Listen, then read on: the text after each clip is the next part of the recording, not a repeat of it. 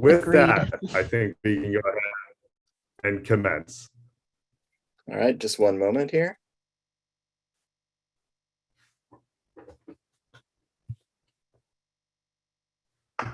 With Agreed. that, I think we can go ahead.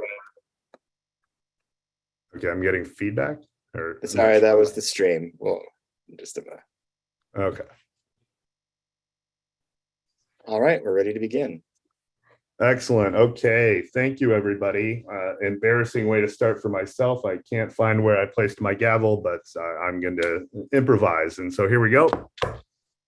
Make it official. I'm going to go ahead and call this session of the City of Lacey Hearing Examiner to order. For the record, today is May 26th, 2022, just after 1 p.m.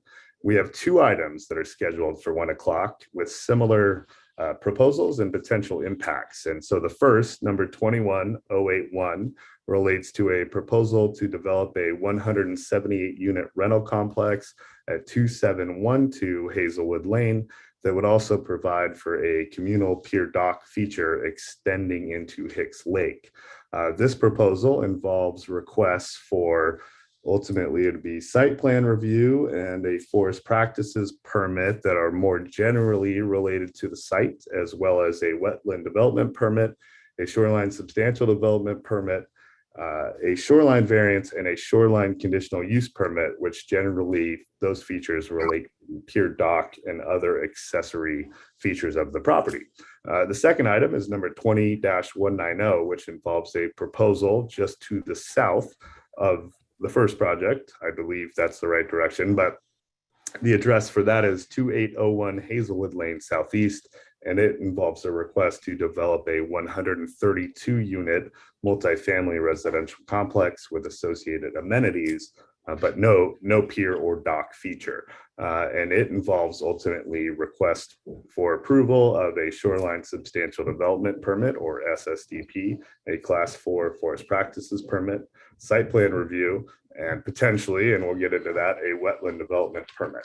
So those are the matters that we are here for. To give further introduction of me, my name is Andrew Reeves. I'm a hearings examiner with Sound Law Center, who the City of Lacey has selected to hold certain hearings like these. And my role today is going to be to collect evidence in the form of exhibits and testimony to determine, in both cases, for both proposals ultimately, whether the proposals comply with the city's comprehensive plan, zoning ordinances, critical areas ordinances, and the specific requirements for approval of the various requested permits under the municipal code. Moreover, both projects do involve development within the 200-foot shoreline jurisdiction of Hicks Lake. Accordingly, another feature of my role will be to review and determine whether these proposals comply with our state Shoreline Management Act, or SMA, which is in Revised Code of Washington, Chapter 9058, the adopted regulations and requirements associated with shoreline development permits and uses from the Department of Ecology. And that information is in Washington Administrative Code, or WAC, chapters 173, 26, and 27. And ultimately, the city's own Shoreline Master Program, or SMP, and the specific requirements for approval of requested shoreline permits under the SMP. To that end, I have reviewed all the materials that were submitted to me in advance of the project, and at approximately 7 this morning, when I completed a thorough review of these two projects, which again are independent ultimately, I did come to the realization that there is a fair amount of overlap in terms of the review that occurred, and both by experts, the city, reviewing agencies, and the public. And I, thinking things through, realized part of my role as the hearings examiner is to facilitate hearings like this.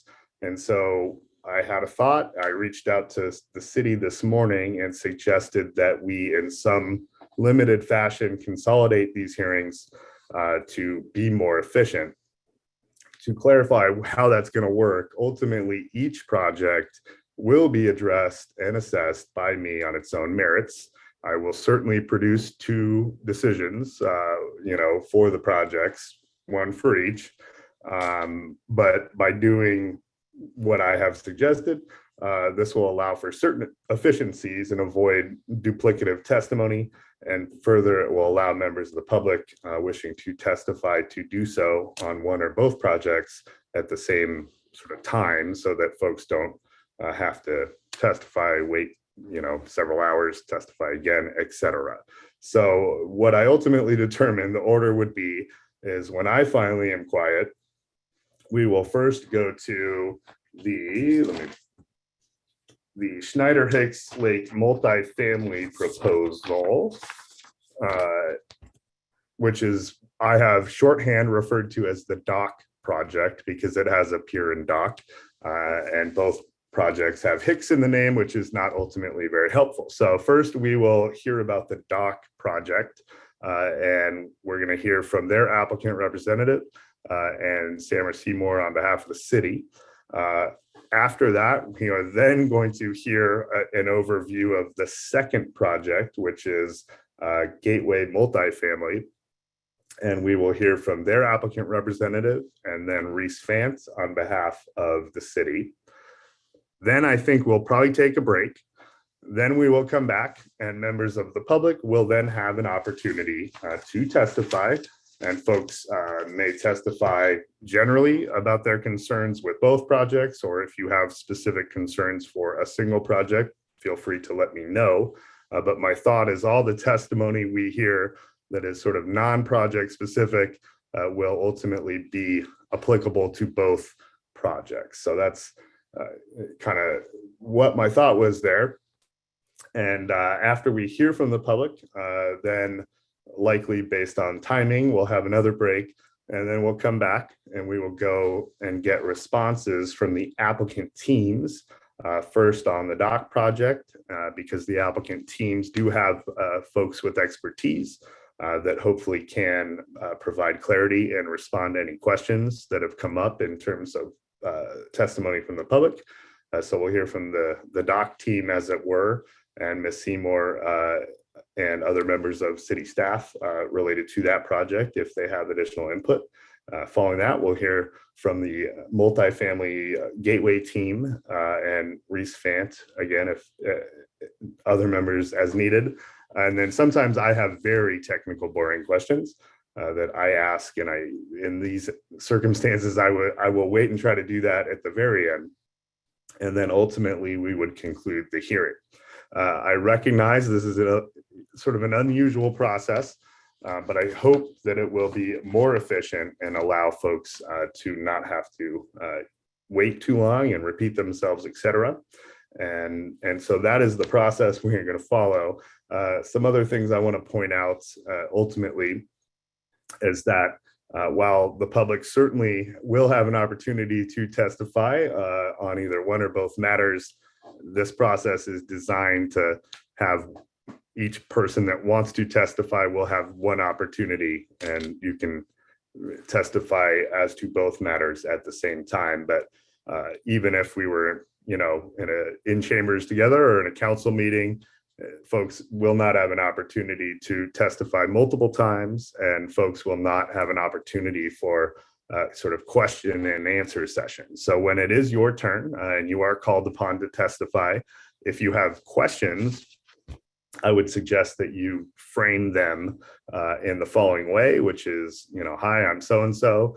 I have questions about this issue, and I'm hoping someone from either city staff or the applicant team will provide clarity on this issue. I would ask city staff and the applicant teams to furiously take notes when the public is testifying. I will be doing the same, and we will try to get as much clarity and information after we've heard from all members of the public wishing to speak at the end. So that is part of it. I also note that 3 minutes of testimony per member of the public is a sort of standard practice for council meetings and hearings. I try not to cut people off, but do recognize there's a lot of folks that want to speak, and I promise I will stop soon and you won't have to hear too much from me. But I do want to stress that in both cases, I did review the records in advance, or I would not have come up with this crazy idea. And I note that for the first matter that we will be addressing, there were 38 exhibits submitted in advance of the hearing that I reviewed. Without getting into too much detail, essentially it was the application materials, the staff report, everything about the review that occurred by other agencies, the department, various departments at the city, several technical reports, information about the environmental review that occurred under our state's Environmental Policy Act, or SEPA, information on the notice of the application and hearing. Again, lots of technical information. And then ultimately, Exhibit 38 is public comments that were received. And in advance of the hearing, there might be more, and we'll hear about that. But there were, I think, 27 comments, independent comments that I reviewed for the first matter, the dock project. So I am aware of those comments. And then for the second matter, again, the review and what I looked at, similar in terms of the types of things that I reviewed, staff report, plans, technical reports, all the review, all the technical information. And for this project, there was a public petition that was identified as number 27. And then there was also, let's see, the numbering got challenging, but Exhibit 28 ultimately goes from sub A all the way through to sub KKKK. And doing the math, clearly that would be over 110, 20. I'm not a mathematician, I'm an attorney, but over 100 public comments that I did review. And so I do want to point out that I am aware of folks' concerns, and I do not give extra weight to public testimony in person or via Zoom versus the written comments.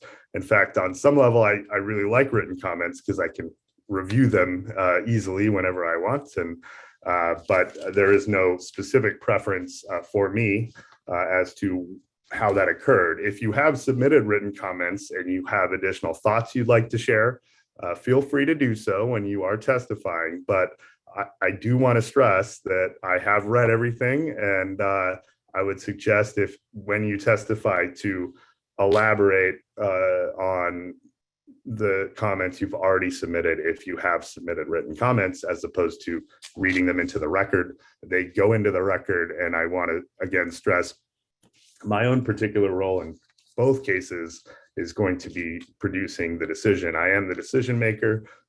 Staff has made a recommendation in both cases, but I think staff will be the first to tell you that, I have told them in the past, unless they feel like they have to, they don't actually have to make that recommendation under state law. But it is helpful to see what the recommended conditions are. But ultimately, the buck stops with me, the hearing examiner. So I want that to be clear. And ultimately, because the shoreline is involved, I think if one of these were to be appealed, would actually end up in a different location. I think the shoreline hearing, well, I think both would, but we don't need to get into that yet. But ultimately, I just wanted to be clear on my role and the order we're going to follow, etc. I know this was a very long opening. I apologize. But I also finally wanted to stress that while we are not in court and we are not in person, all of us, I can't stress enough the importance of treating everyone with civility and respect. And that goes toward, the applicant, staff members, members of the public, etc. I care less if you're mean to me, but try to at least be nice to everybody else. I will not tolerate behavior otherwise. I certainly recognize there are differences of opinion in terms of how development should occur in a community like Lacey. But it's really important that we all act nice and respectful toward each other, despite any challenges or frustrations we might have. So I think that was my final note. And with that, and tech-wise, not my final note, apologies. So I explained the order. I also want to stress that I will, other than when I mute myself, which I will do shortly, other than me, folks that are not actively testifying, i.e. they have not been asked to speak by me, folks will remain muted, and I will direct traffic very as clearly as I can. And in terms of those that wanted to testify in advance of the hearing, John Koch, who we saw at the outset, sent me a list of folks that had in advance signed up and said, yes, I'd like to testify. So I have that list. So my intent is when we get to the public, I'm just going to go down that list and name names. And that should hopefully direct traffic. And then after that, if there are folks in the hearing room that wanted to testify that were not on that list, I'm going to have Grant Beck help. And maybe he can sort of send folks to the podium that were interested to testify. And then finally, folks on Zoom do have the option of the raise hand feature when we get to that point. And so if you want to testify at that point, use the raise hand feature, and that will indicate to me that you have an interest. In terms of the raise hand feature, I note that while it is currently enabled and folks might want to use it, I will ignore it until we get to that point in the hearing. Unfortunately, these process is challenging no matter what the format is. And so to get through these in an efficient way as the decision maker and the person presiding over things, there is not an opportunity for me to sort of stop and allow interruption and clarification all throughout. The goal is by the end, there will hopefully be clarity. And ultimately, I will produce, again, 2 decisions. These are ultimately going to be independent. And if the applicants need me to clarify anything further when it gets to their turn, I'm happy to do so. But 2 decisions that ultimately, if folks have problems or concerns with, that can be appealed. So independently of each other. So that's the basics. I think with that, we are going to start again. And I think I pointed out, this was my crazy idea, but originally I think the city had suggested that the Schneider Hicks Lake multifamily number 21, and that number isn't right. Sorry. My apologies. Okay. 21081, I believe, is that project. And that is the 178 unit complex with the dock. I think we're going to hear from them first. Okay, Samra, I will let you use the raise hand feature just this once. Did I misspeak? I wanted to make a quick procedural clarification for the benefit of the audience and for the applicants. So in this case, you'd mentioned the hearings examiner making the final decision, and I wanted to clarify that it's the City of Lacey. It's a final recommendation to the council. Thank you. And my apologies for misspeaking there. When you have requests for 5 or 6 consolidated things, as long as one of them has to go to the council, then the whole thing does. And so I misspoke and I apologize. But either way, the process is going to be the same. And Ms. Seymour, can you clarify that too, though? I think folks should be aware that even though I ultimately will be making a recommendation, this is the evidence gathering function, as opposed to the council, I don't believe, would have the opportunity for folks to participate. Is that right? That's correct. Yes, this is the evidentiary proceeding. Once you close the record today, at the close of the hearing, that closes the record, and then your recommendation, once it's made, will go to the council with the entire record, and then the council will make their decision, closed record, no additional testimony.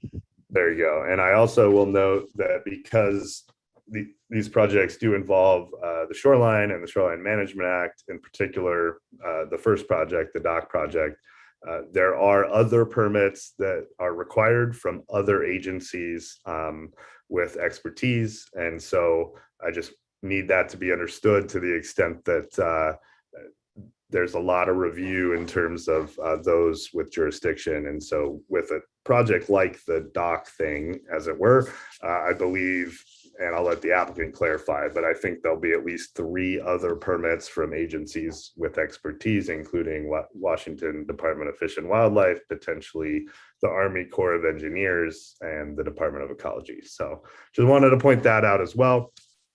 I have no authority or power over those people. So that is not something we'll be addressing today. With that, Ms. Seymour, are we ready to start? I know we're going to hear from the applicant first, but Yes, I believe we're ready to go. Okay. And so, sorry, my notes are a little all over the place. The first matter is, again, this is the dock project. And is that you, Ms. Halverson, or did I get that backward? Okay, so we're going to unmute you. And to save time for the applicant teams and members of city staff, I'm just going to assume everyone in the room on Zoom that is with the panel, as it were, may end up testifying. So to save time, I'm going to ask everyone right now that is a panelist to raise your hand. And do you all swear or affirm to tell the truth in any testimony you give here today? Yes. All Yes. right. Wave to those in the audience in the room. Thank you all for being here. Okay, so we're gonna, all the experts, as it were, or applicants and city staff have been sworn in. When we do the public, I will have folks spell and swear in individually, just so we have a real clear record. With that, Ms. Halverson, can you explain who you are for the record? And this is then your opportunity to give an overview of the project. Thank you, Mr. Examiner. My name is Ivana Halverson. I am with Barthausen Consulting Engineers. I am a planner, and I am here to represent the Schneider Hicks Lake Apartments project and dock pier proposal. Excellent. And so I will try not to interrupt you. I don't know if you have anything prepared in advance, but if you do, go right ahead, or if you want to just provide a sort of overview of the review and the applicant's thoughts on the project. I do note ultimately in both cases, it is the applicant's burden to convince me that either project should be approved. So while, you know, city staff is certainly in a role where they are helpful, it is ultimately on the applicant. So just stressing that, but Ms. Halverson, please, however you would like to proceed, go right ahead. Thank you, Mr. Examiner. I'd like to first start out by thanking staff for their thorough review of this project. I've got a great 30-something page staff report, and I'd also like to thank the public for their input as well.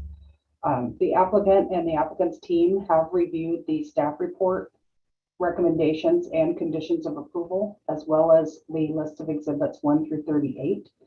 And the applicant has no objections or requests for changes to the staff report recommendations or conditions as written.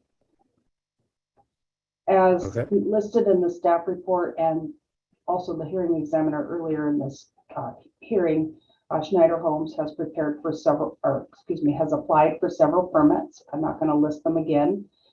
The property is zoned high density residential with a shoreline designation of urban conservancy. The proposal is to construct 178 apartment units on the upland high residential zone portion of the property, including 293 parking stalls.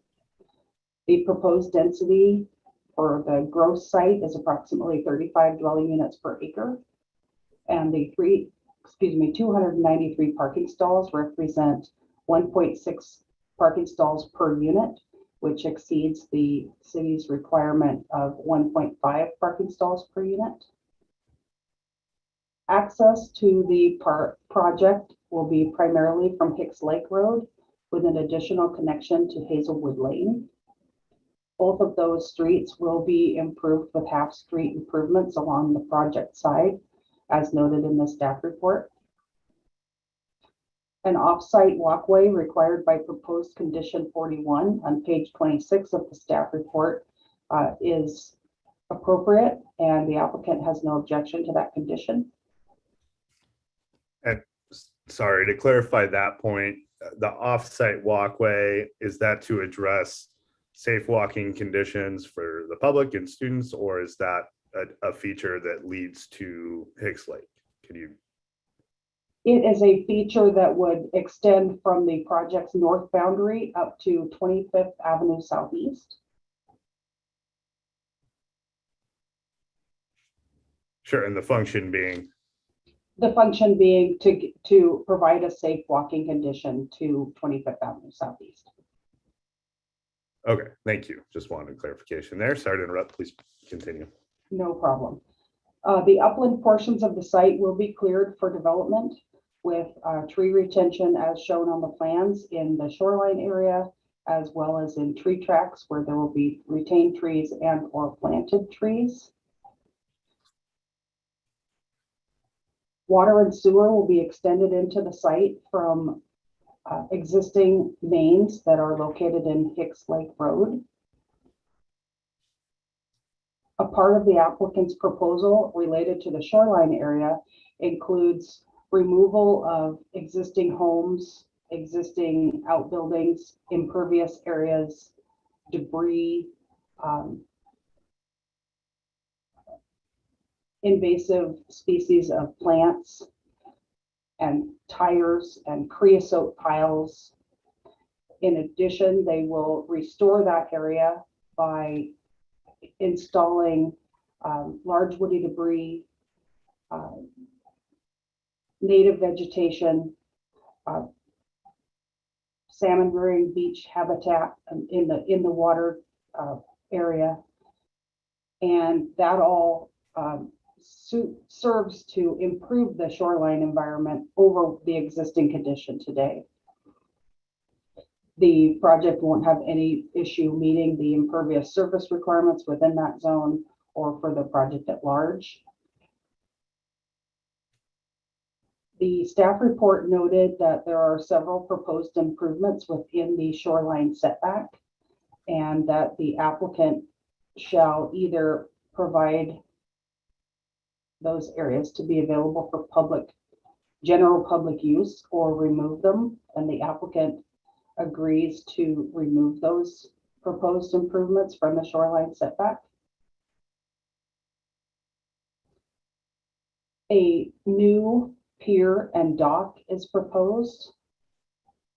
The pier will extend over the wetland area that's within the Hicks Lake shoreline environment to minimize wetland impacts. And then beyond that point, a floating dock is proposed. The floating dock is longer than allowed by code, so a shoreline variance is required for that, which has been applied for and recommended for approval. The reason that the dock needs to be larger is that this will serve more than one single family residence, and this will serve a whole community of people in this multifamily development. So a larger dock is both warranted and appropriate for the size of the development. The project will mitigate impacts to public services through payment of mitigation fees, both to City of Lacey as well as Thurston County and the local schools. And those are for traffic and school impact fees. The applicant's team of consultants is available to answer questions from the hearing examiner and or to address and respond to public testimony. We have our traffic engineer, wetlands biologist, and civil engineer, as well as the applicant developer and the architect. Great, thank As the you. hearing examiner noted, there will be additional permitting in the future related to city improvements, city permits, and Department of Ecology, Fish and Wildlife, and potentially Corps of Engineers as well. So that Great. concludes my presentation. Great, thank you. Just a few questions at the outset for me. You specifically referenced why a shoreline variance or SFAR is needed, and my understanding is that's for the length of the dock that is proposed. I believe a shoreline conditional use or SCUP is also being requested. Can you just clarify in what respect that is being requested? Yes, a shoreline conditional use is required for the pier and dock. For any pier and dock, regardless of the length, is that right? Any Correct. new development Correct. on Hicks Lake would require this permit, right? Correct. Thank you. And then in terms of the Pier Dock feature, that you had talked about there being significant existing features on this property that are being cleaned up or removed. You mentioned removing, tires, creosote, etc. So ultimately, is there existing pier or dock or piers that are being removed as part of this as well? Yes, and our wetland person can probably respond to that better. But there are, the creosote piers are remnants from a prior dock and shoring along the lake, and then there was a floating dock there before. So those things will be removed and then placed with an open work dock, open work pier, which is the current standard to allow light underneath to shed through the dock surface and the pier surface, so that it doesn't shade out habitat or fish rearing opportunities below the dock. Okay. And I think you essentially said it, but the applicant's position is that ultimately after these improvements and development within the shoreline occurs, there would be a net benefit because of the removal of invasives and garbage and debris, et cetera, et cetera. What is that? That is correct. With the enhancements proposed to replant 3,000 square feet of shoreline environment, create the ordinary high watermark shoreline environment with large woody debris and the pea gravel for salmon rearing, and removal of all of those contaminants. The applicant asserts that it will be an improved condition over existing once the project is done. Thank you. And I may end up having more specific questions later I know you do have an expert on the wetland and shoreline environment there, but my thought is let's hear from the public, and that way we can have all questions at one time. So I think at this point, what I'm going to do is go to Samara Seymour on behalf of the city to see if she has additional thoughts she wanted to add before we then ultimately move to the brief overview of the second project and then the public. So Ms. Seymour, you're already sworn in. Could you explain who you are? Yes, I'm Samara Seymour, and I am a senior planner here at the City of Lacey in the Community and Economic Development Department. Thank you. Go right ahead. All right. So I won't reiterate. I don't want to reiterate too much of what Ivana or my staff report said as well. I think Ms. Halverson did a good job of sort of explaining the requirements that the proposal is subject to, and largely how the city reviewed that as well. There are a couple of items that I will just maybe highlight again for the benefit of the public and of the examiner. The first one I want you, Ms. Halverson brought up the pedestrian pathway that is the city or staff recommended as a condition of approval from the north end of the property to 25th. In addition to the function being providing a safe walking path, that, as I think I noted in my staff report, that walkway or that pathway is identified in the city's pedestrian and bike plan that was developed a few years back, I think in 2017. And that's shown as a corridor, a pedestrian corridor that needs to be built out in order to serve that area.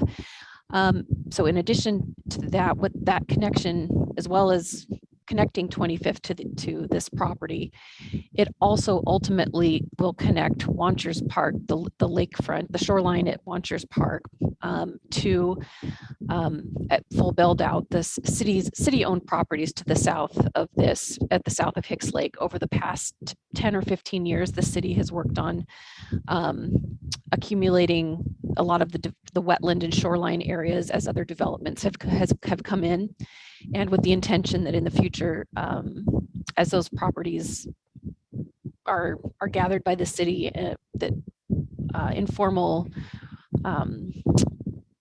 pedestrian pathways and passive opportunities for shoreline recreation. Ms. Seymour? Yes. I don't know. I didn't hear it earlier when you were speaking, but there is quite a bit of sort of feedback from like breath almost. I don't know if you need to just slightly move the microphone, and Be my fan. that might be Okay. Is that any better? much better for me. Okay. All I'm getting right. nods. I didn't miss anything, but Okay. I'm sure it was annoying to members of the public. No, Okay. you're Thank fine. you. Thank you. I Please appreciate continue. that. Reese and I are stuck back in a stuffy office, so apologies. But yeah, so the intention being that eventually that pedestrian corridor will connect from 25th Road down to those city-owned sensitive areas at the south end of Hicks Lake. So it serves that function as well as the safe walking paths that Ms. Halverson identified. The other item I wanted to briefly touch on is for the wetland development permit. The applicant is one of the things that the city did not require or is not recommending that the applicant pull out of that shoreline and the wetland buffer is the trail down to the dock. And obviously we want to make sure that the public has or that the residents have safe access to the dock feature and to enjoyment of that feature. So we thought that maintaining that was obviously a reasonable use in both the wetland buffer as well as that 100-foot shoreline area. Finally, I just wanted to note again that the parking standards, you often ask me, Mr. Examiner, has anything changed since we have taken in this application? And yes, the parking standards were changed recently for multifamily parking, both in terms of how we calculate that and in terms of requirements for EV parking. So this project is vested under our previous standards, which was simply a minimum of 1.5 stalls per unit. So make a note of that. We also updated our shoreline master program, not since this was developed, but since the applicant, I believe, did their initial analysis of the project. And as I stated in my staff report, it wasn't really a qualitative change. Most of it was to streamline our shorelines master program and for clarity, and also to make sure that it's consistent with updated Department of Ecology guidelines. And that also we updated our chapter 1428, our wetlands ordinance at the same time as well. And I think that's all that I have for now. I'd be more than happy to address any additional questions that come up through you or through the public's testimony. Sure. Before we move on, and again, this is a sort of higher level, and then we'll drill down further later. But a question for you in terms of the exhibits. I think it was 38 in advance, but were there additional that came in? And thank you. I assumed as much. So there are, and I actually have an email to you queued up. I will send you additional comments that have come in since I submitted the staff report. Sure. And clarification there, are the only additional exhibits thus far additional public comments? Is that? Yes, that's correct. Additional public comments. Yes. So what I will suggest is we'll make the additional public comments that would have been received after May 17, essentially the ones I don't have yet. We'll start over at 39. Yes. We were at 38, and I have admitted those 38, but those will be 39 onward. So we'll talk more at the very end about process, et cetera, but I just wanted to make sure we touched on that. So that was the first question I had. Second question was SEPA specific. I believe for permits like this, and in the city of Lacey, I'm pretty sure if there is a SEPA appeal, it goes to me at the outset, and it's a consolidated hearing. Being that we are not doing that, am I correct in assuming that there were no appeals of the SEPA determination? That is correct. Okay, and I point that out not because folks should not express concern over the environment, but in terms of the SEPA process, it is now concluded.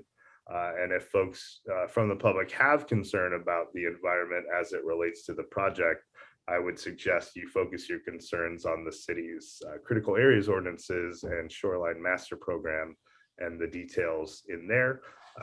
They provide a lot of very specific requirements that need to be met, as opposed to SEPA, which is quite old at this point and is more of a generalized process.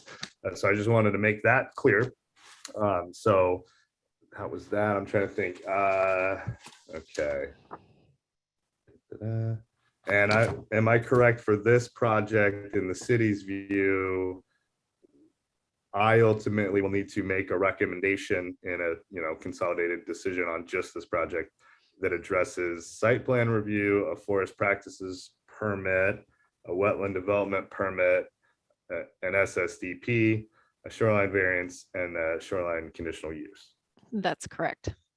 Okay, and that said, were we not here for the shoreline permits, would all those other permits be administrative review? Out of curiosity, I mean, what would the process be otherwise? Sure.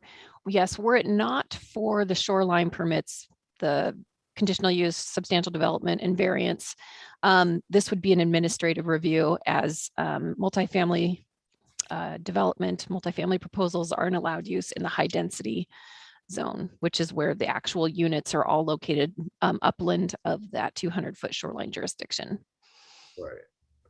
Okay, and so under the municipal code, and my understanding is the city's SMP doesn't dive deep into density issues in terms of residential density. I don't want to misstate, and I know you've updated it recently, but.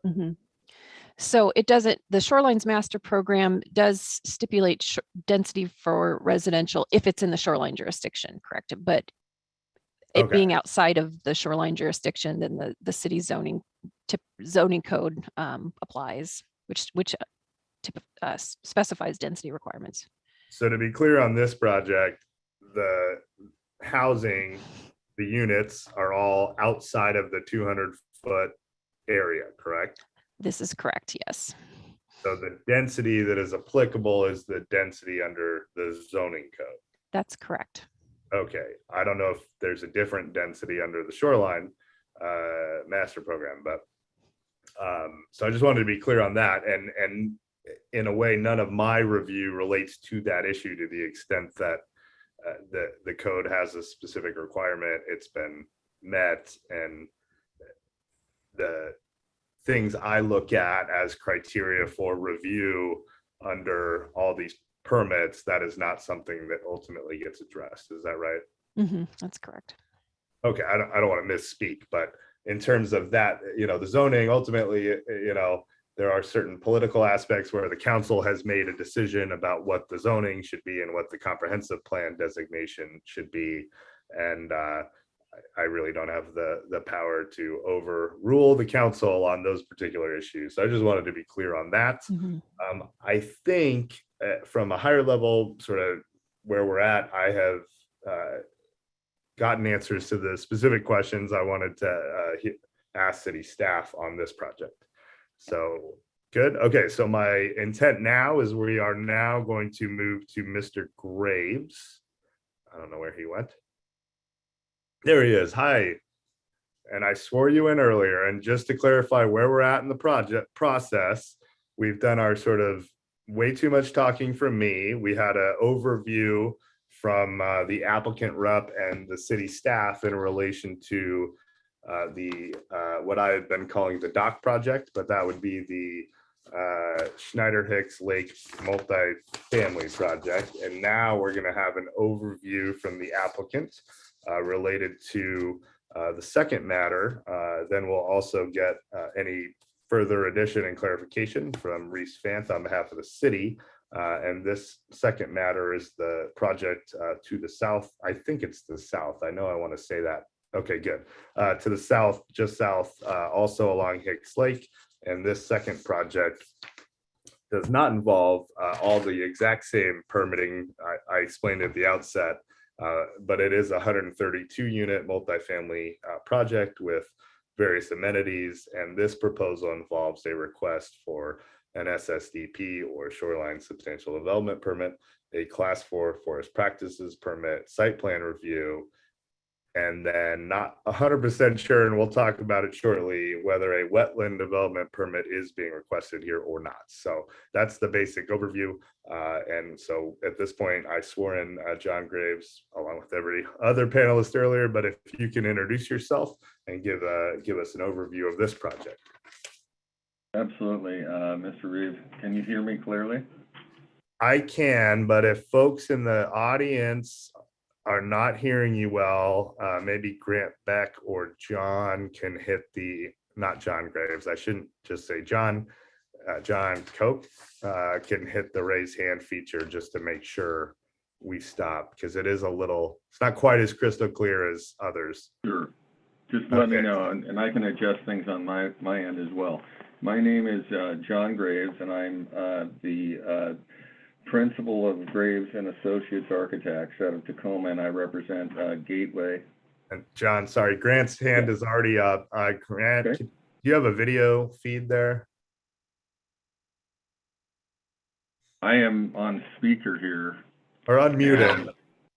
I don't necessarily need the video feed, but my hope would be, if we can solve the problem right up front with Mr. Graves, that'll fix it. So is the issue clarity or volume or what, or feedback, or what seems to be the issue? Volume is the issue. Volume, okay. Okay. So, John, say something uninteresting, John Graves, uninteresting and unrelated to the project. Sure. Is this better? Grant, Can you hear me? Can you stay unmuted, Grant, till we have sorted this? Yeah, hang on a second. Sure, thank you.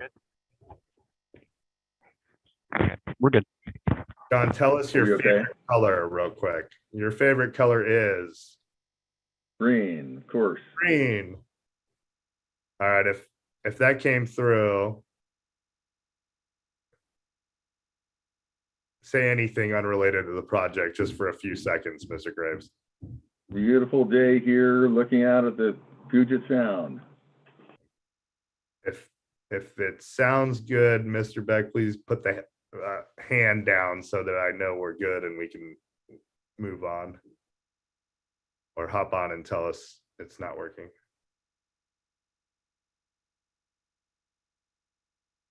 Sorry, we're good. We're good. Okay. So Very good. Okay, excellent. Okay, Mr. Graves. So if it seems like you're being too quiet, I will interrupt you and tell you to speak up, but it sounds like we have the issue sorted. So with that, you were introducing yourself and then you were going to explain your role and give a brief overview of this project. So please proceed. Very good. So I represent the architectural firm that's been working amongst other team members on this Gateway Hicks Lake project, and wanted to also extend a gracious applause to the city of Lacey for working through all these complicated issues and keeping us on track. It's been complex, and particularly with our neighbor to the north, there are a number of issues here that we're all trying to address today in a constructive manner. So thank you very much. We're in receipt of the staff report and find everything to be consistent with our expectations and have no items of concern. Thank you, Ms. Seymour, for addressing the pedestrian way, which is the one topic that seems to be a bit gray for us in terms of the scope and magnitude, but understand the obligation to make that pedestrian connection from our site. And our site. Sorry, Mr. Graves, I'm jumping in just to clarify that particular point. Ultimately, the applicant has determined that it doesn't challenge that. Is that right? It's willing to participate and developing that pedestrian that is off-site. That trail is off-site. Correct, with recognition that there's no definitive scope assigned at this time, but yes. Okay. Do understand the commitment and the responsibility on our end to contribute to the solution. Okay, so you are essentially saying, we don't know exactly what the scope is, but there is a sufficient nexus, to use the legal term, such that, it seems appropriate to contribute to an improvement that is not technically on the property that you're developing. Is that Correct. okay? With that, please continue. Okay, so as far as the site specifics are concerned, we're similarly in the high density residential zone and the urban conservancy zone. We are the property that is directly to the south of the previously described project. Our property is approximately 5.2 acres.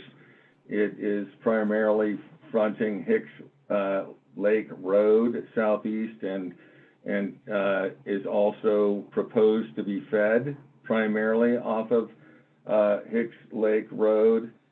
We are flanked by a private road referred to as Hazelwood and a public road, 30th Avenue South, which are secondary to our projects. Both the latter roadways are secondary, with the exception of some dependency on the southern flanking or fronting of 30th, which we are proposing to be an EVA access to our street or to our site.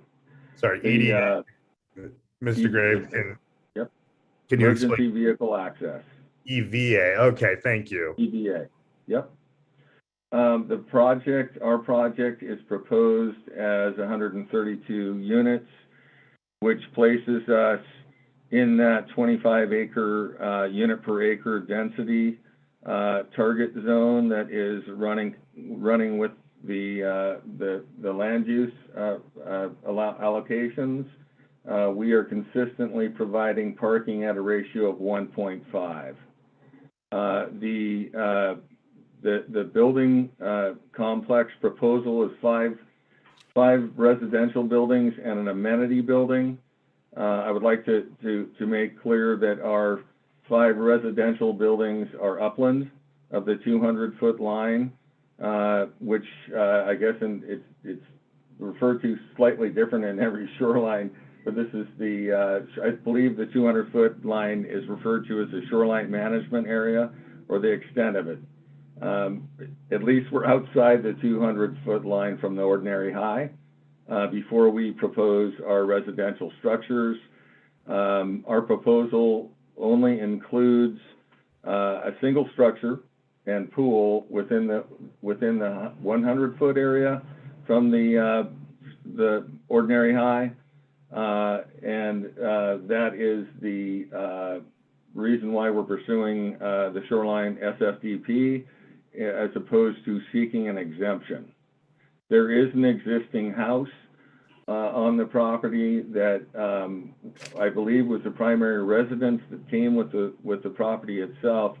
It is proposed to be demolished. The drive that currently exists off of Hazelwood Lane, which runs along the northern boundary of our site, is proposed to be retained as a service access drive.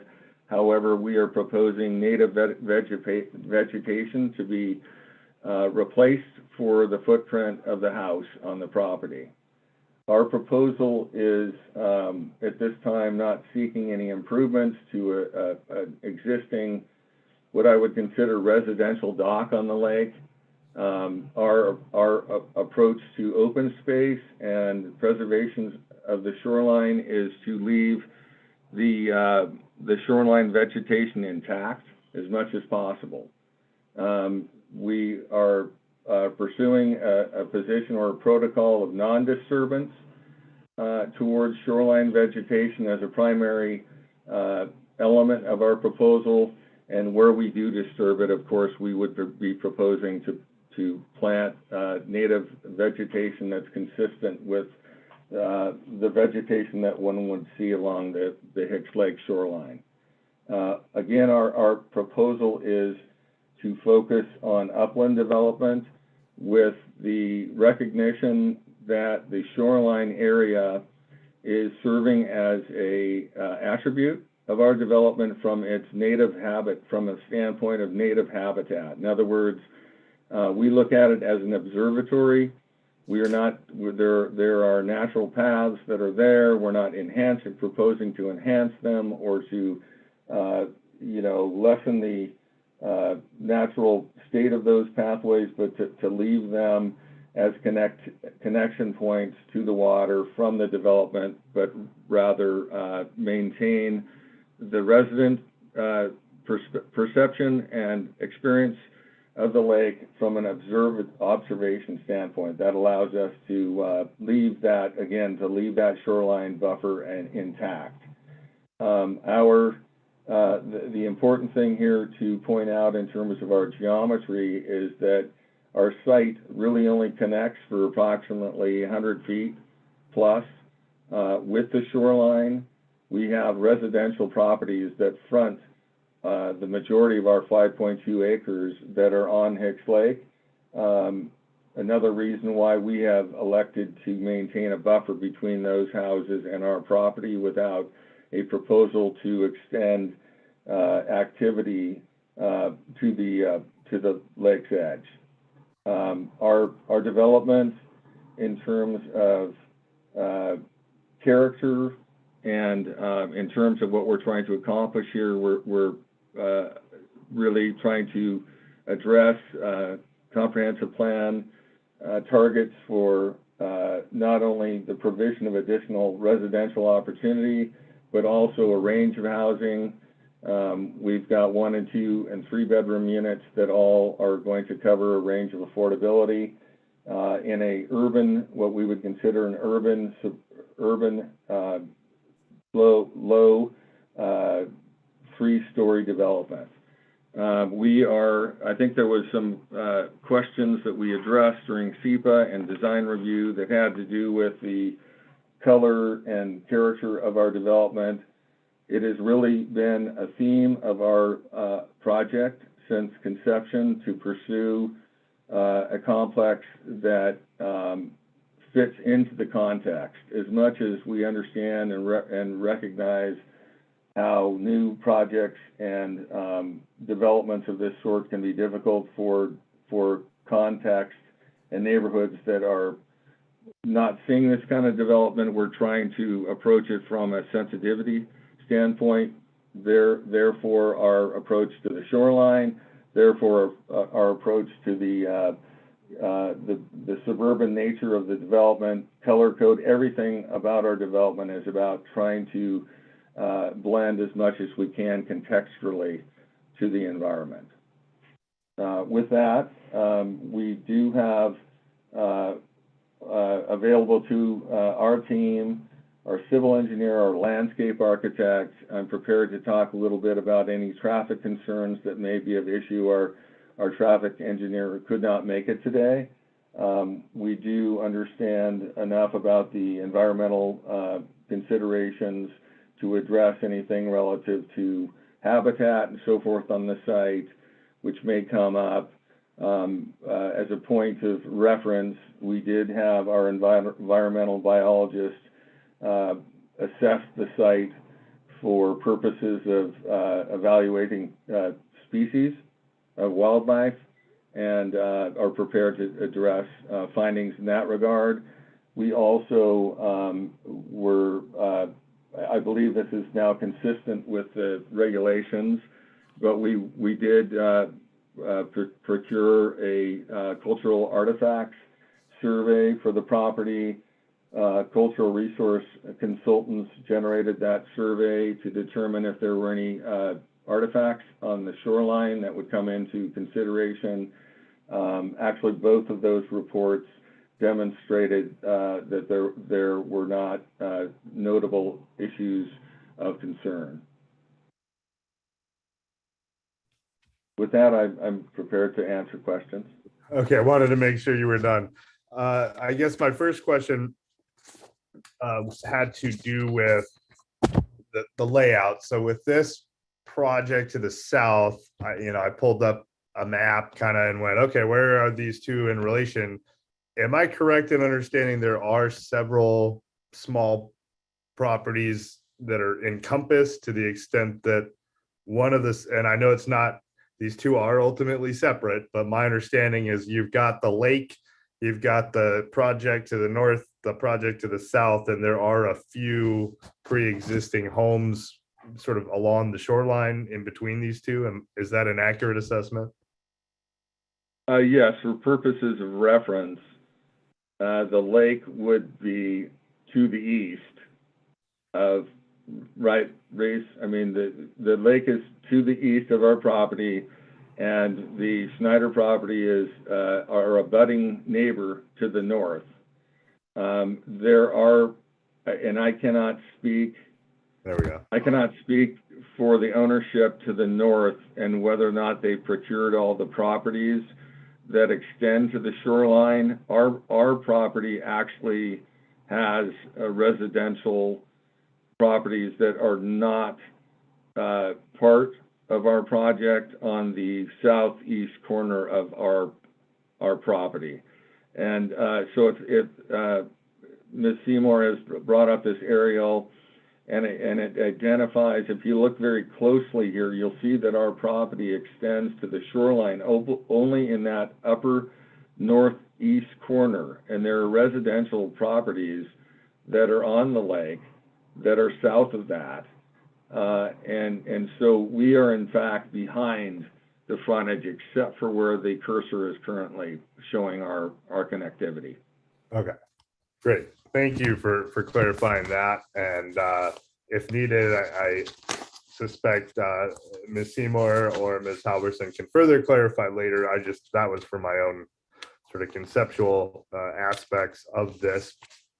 In terms of the permits you are requesting, one of the questions I was hoping to get some clarification on was related to the wetland. There is some indication that originally there was a wetland development permit that was being sought, and then further review by your environmental consultants, and then later the city seemed to indicate that there actually would not be any impact or work within the wetland or its buffer. Is that an accurate assessment? I'm not trying to put words into your mouth, Mr. Graves. No, that's accurate, actually. We Okay. do not believe there's a reason to pursue. Okay, so ultimately, this project then would be pursuing three things, I believe. The sort of bigger picture is the site plan review, which is the overall layout of the site and its impacts potentially. And the next is a class 4 forest practices permit. I think Lacey's the only jurisdiction I work in out of 55 that ever asked me to review these. And I'm always somewhat at a loss because it's sort of a pro forma thing there that generally is addressed by DNR, but that is one of the permits being sought. And then the final one is that SSDP, and ultimately the SSDP or shoreline substantial development permit is being requested because two features, I believe you stated, one being the pool and the other being a sort of rec house, are within the 200-foot shoreline jurisdiction, but the apartments or multifamily, however it's being described, are not. Is that accurate? That is correct.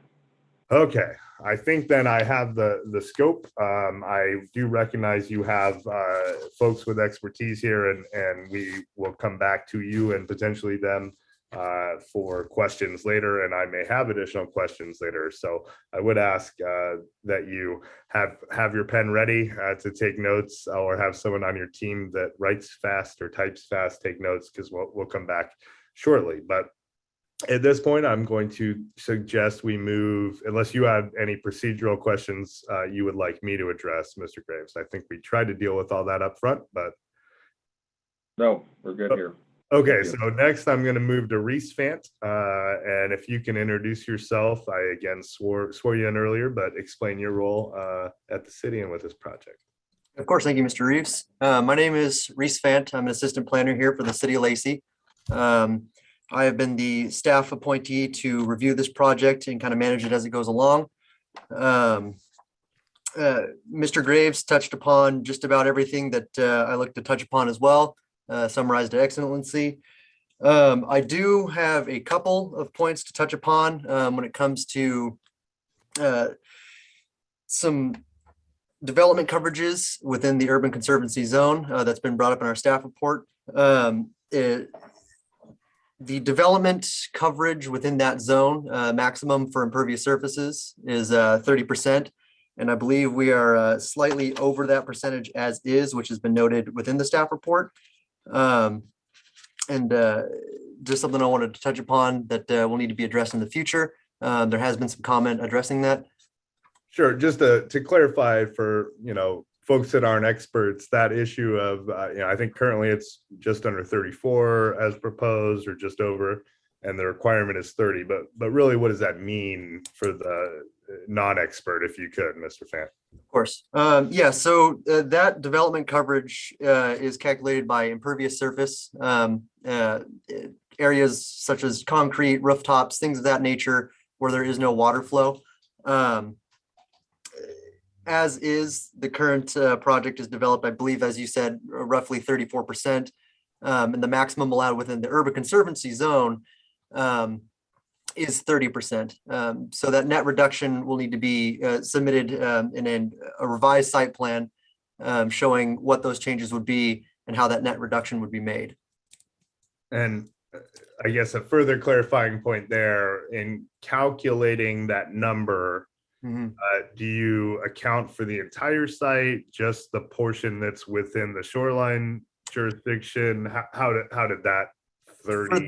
For this specifically, it would be the amount of impervious surface within strictly the urban conservancy zone itself. So any structures within that 0 to 200 foot buffer there. More specifically, since the setbacks, which is more technical, within that 100 to 200 is where only development will take place, but the whole urban conservancy zone itself is the baseline for that calculation. Great, thank you for clarifying. Of course. Also, as touched upon with the high density residential, that's been reviewed as it would be for normal SPR, and it currently meets that that development coverage standard, as well as the density as touched upon before, and height maximums and things of the more technical nature that go into it for the normal review of a high density zone.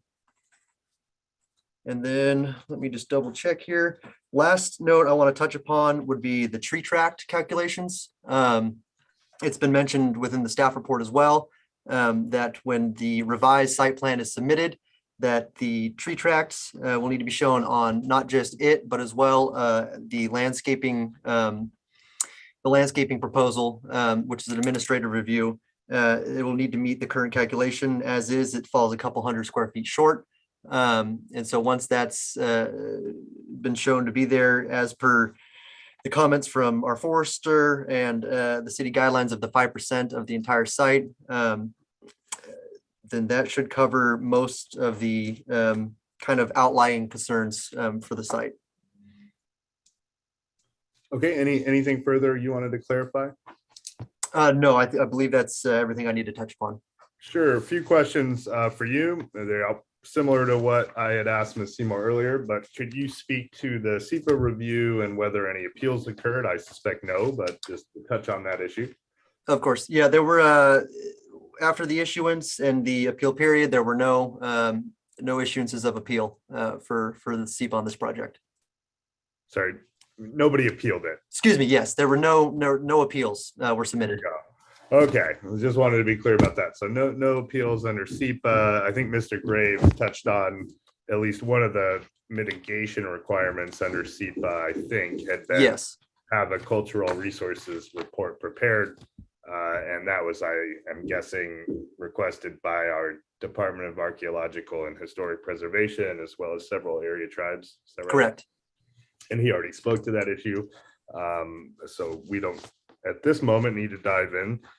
So SEPA, we talked about that. I assume the changes to the code and the shoreline that occurred, it's the same situation as with what Ms. Seymour explained earlier. I know there's different application dates, but correct that yeah, it is, the changes were made, but after issuance or after the determination of completion was filed, it's under the current shoreline master program. Right, and then the only other issue that had come up previously that Ms. Seymour touched on, and man, I got a lot of notes. Parking? Was it parking or there was a slight change in parking standards? Did that happen before or after this was deemed complete? That happened after this was deemed complete. Okay, and is it 1.5 anyway?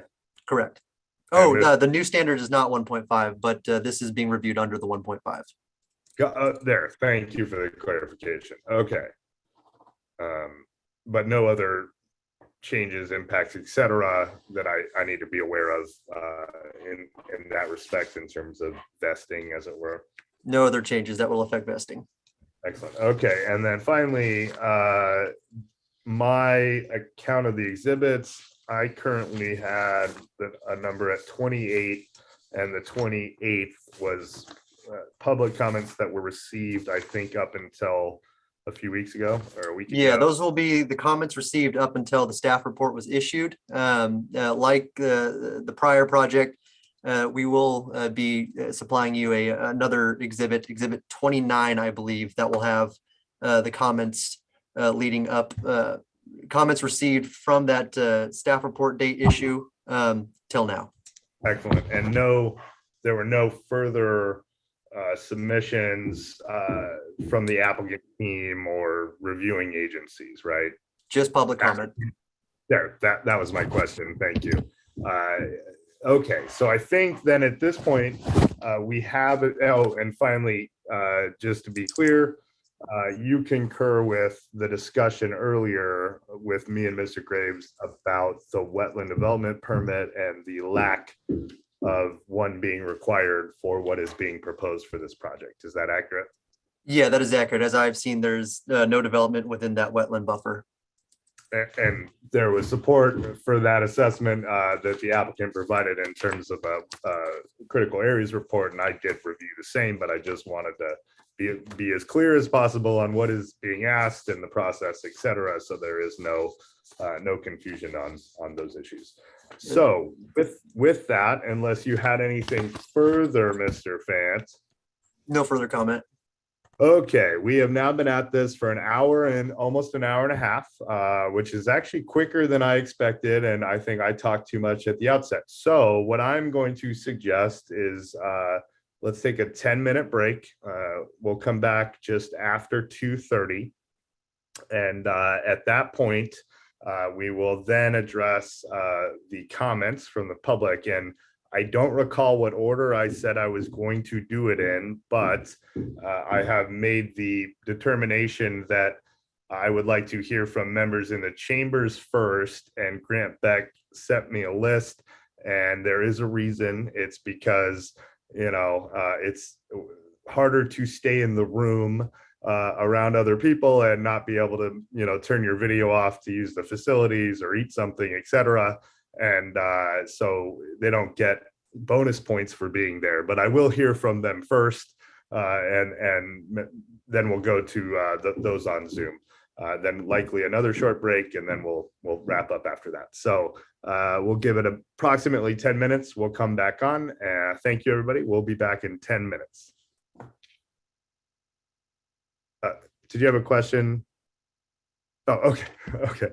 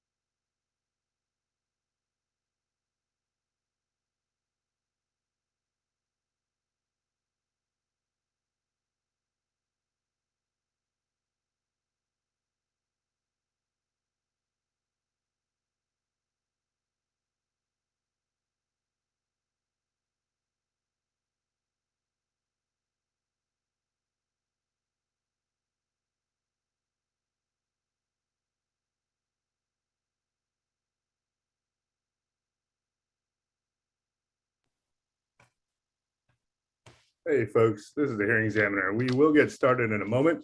I, however, am going to take a second and move my location.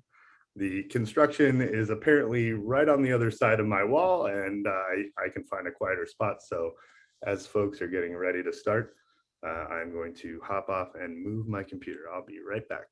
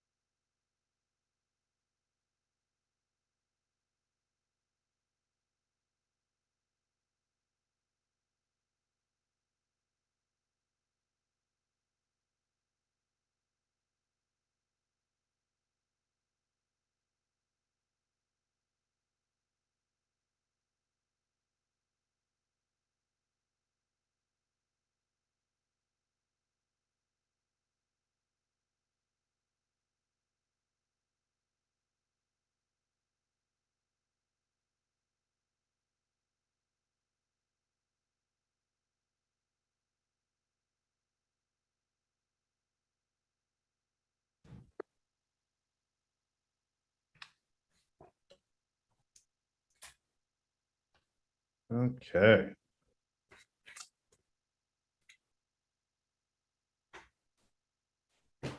I managed to kick myself off, but I have come back. So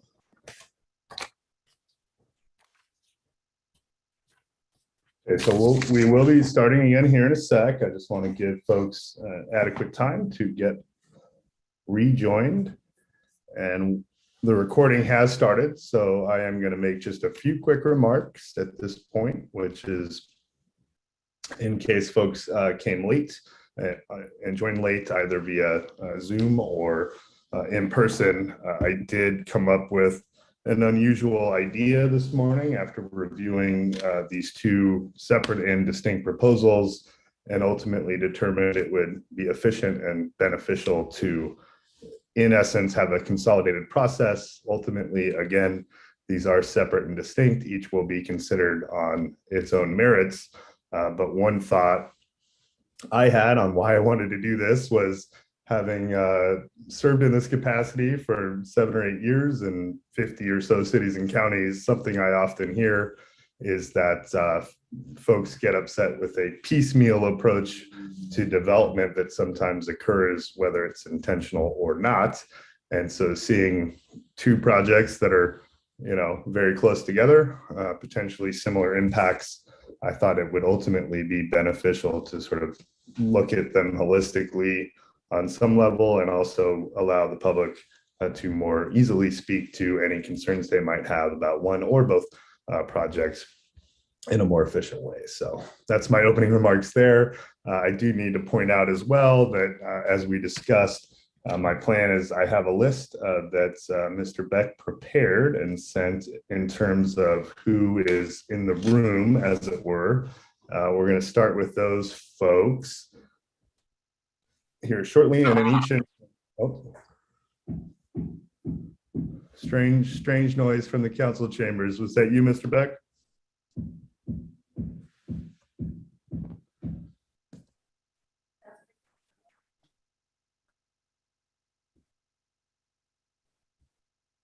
Grant or John Koch, either.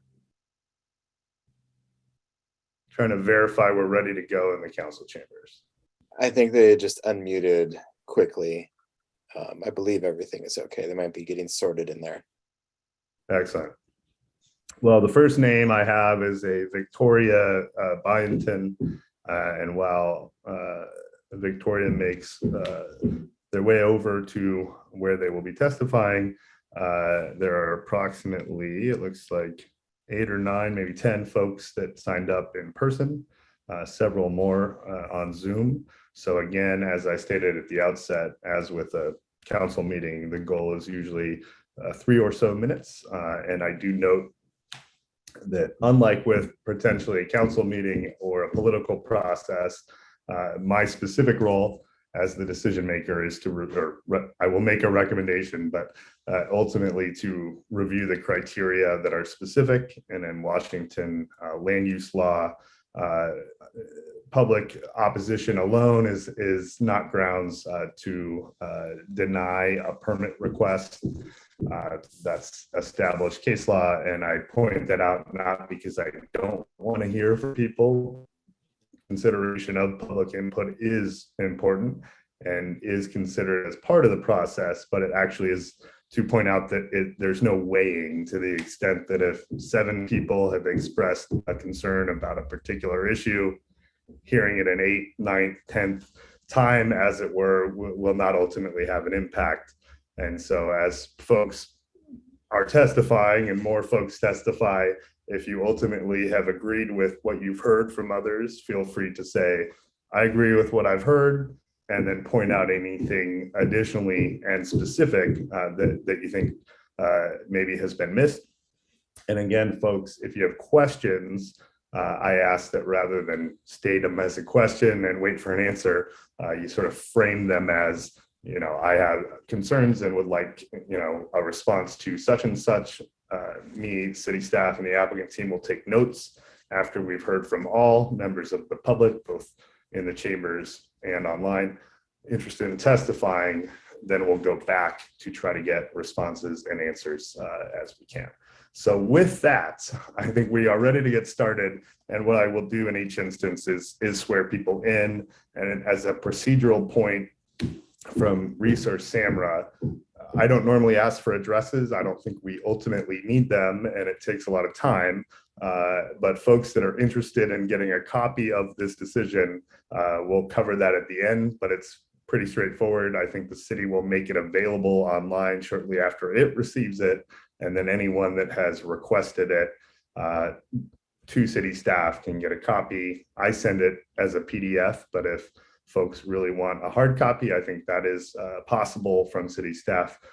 Not encouraged, I guess, to the extent that we are trying to go digital, and my decisions tend to be quite long.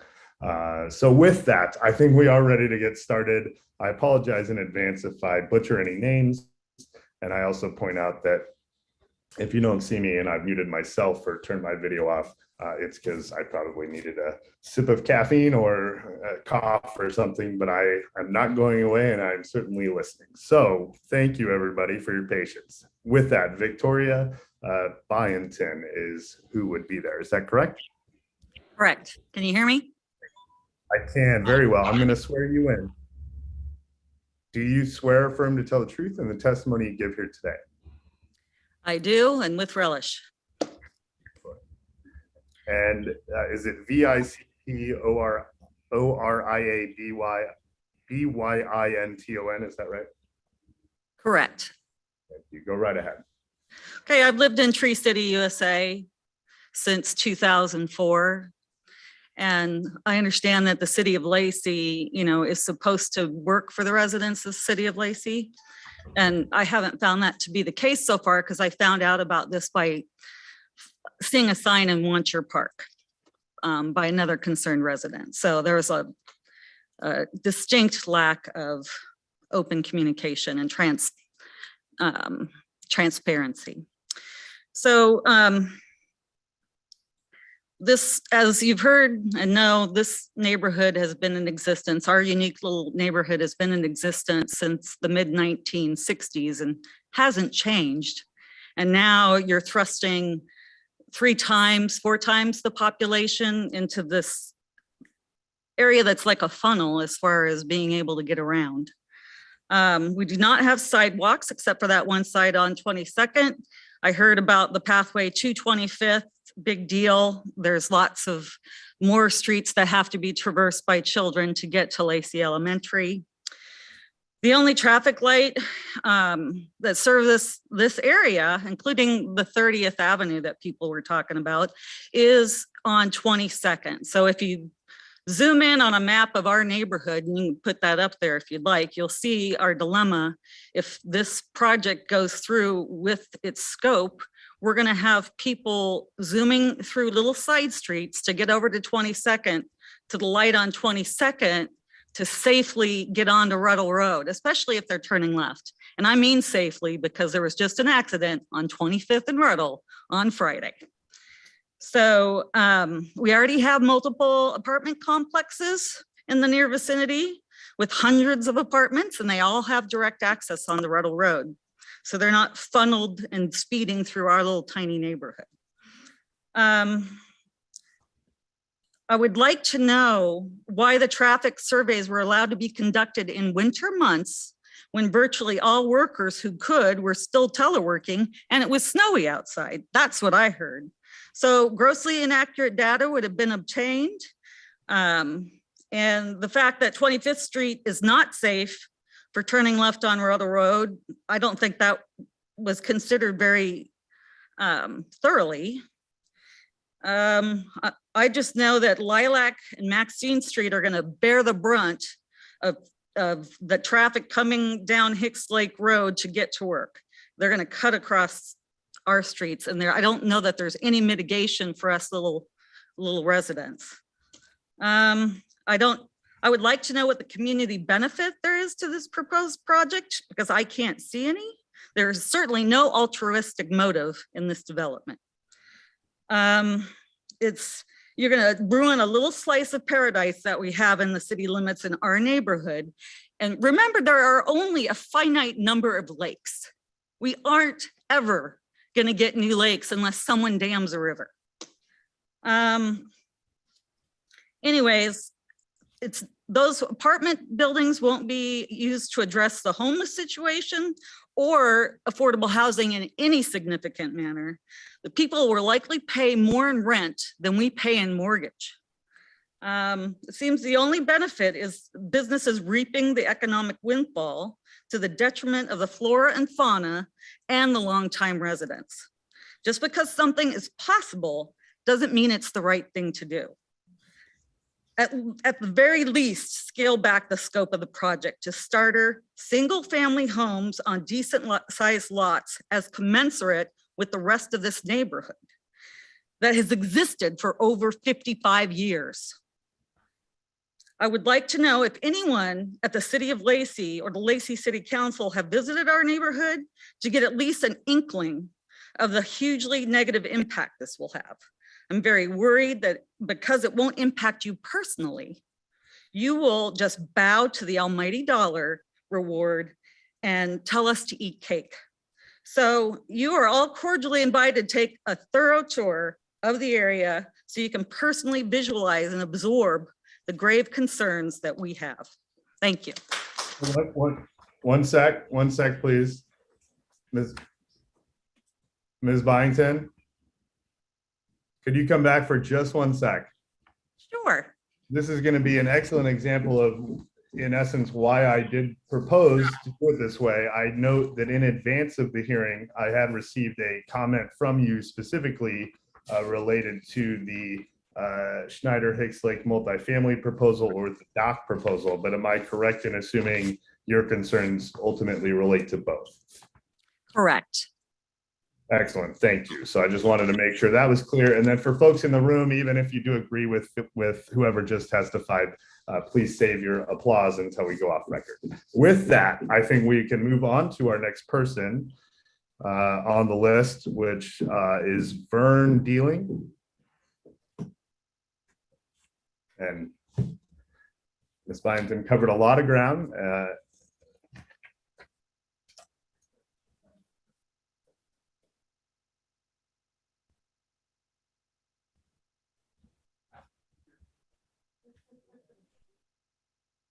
Okay. I'm sorry, I'm struggling to read. I assume I'm supposed to read this. Hi, I'm Hi. Gearing. I Sorry? live at 2313 Shirley Street in Lacey. I'm My going to swear husband you and in. My, hello? Hi, do you swear or affirm to tell the truth in the testimony you give here today? Well, I'm not a politician, so yes, I do. Okay.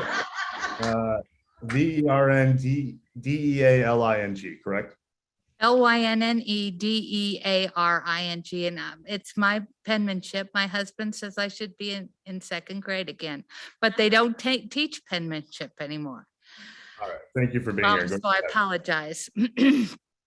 My husband, I wanted to say thank you for the opportunity today. And I wanted to second Victoria's invitation to everyone in the city before you vote to please come down and see the context of what people are going to blend with in their developments. My husband Vern and I moved to 2313 Shirley Street in 2001. Our street was filled with old retired folks who have now mostly died out. Now we have families with kids who play basketball in the street and ride their tricycles. People walk here. There are no sidewalks, but traffic is little to none, and we feel safe. I call it Panorama East. We listen to the birds, see the eagles. Last night we heard owls. We look at folks' yards, smell barbecue, and hear the hum of lawnmowers. Shirley Street in our neighborhood is a microcosm of the life that people come to the United States to find. It's beautiful, it's quiet, clean, and there are birds and wildlife. Vern and I did not move here because we wanted California and development. We moved here to get a quiet, peaceful neighborhood with good Americans of every color and sexual orientation living here on our block. We love it here. We pay our taxes, we mow our lawns, we buy locally grown fruit and grow fruit and vegetables and flowers. By 10 p.m. it is quiet and people can sleep with their windows open to smell flowers in the cool night air. Ours were open last night. Our neighborhood is the American dream. Why would the city of Lacey be planning to turn it into a nightmare? We suspect 2,000 to 3,000 more cars per day buzzing through our neighborhoods that do not have sidewalks. Here, many people park on the streets. The noise, the decrease in air quality, and the overarching lack of concern for our children shakes me. This is a time when people need beauty, nature, and peace, not a 4 to 6 year construction projects down our roads, leading to traffic delays, accidents, and possibly deaths.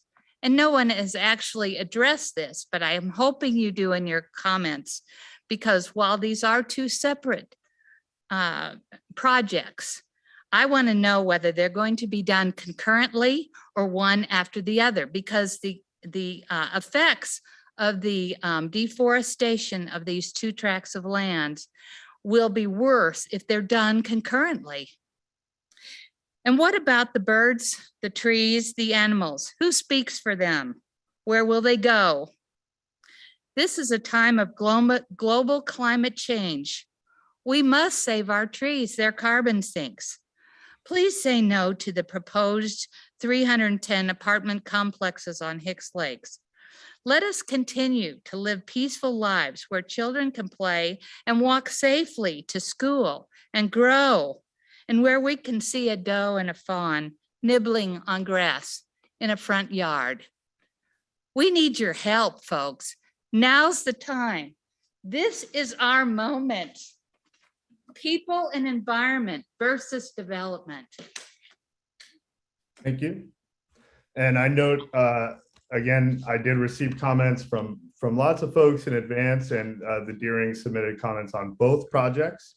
So I will assume that, and she clearly was speaking to a cumulative impact of both projects. So thank you for your comments. Moving on, the next name that I had identified on the list was, I guess, Vern, if he wanted to speak, not required. If that's, and I think I was correct that Lynn spoke just now. I hope I didn't misunderstand. If Grant, can you tell if Vern wanted to speak or not? No. No, okay, thank you. The next name I have is Terry Carr, C-A-R-R.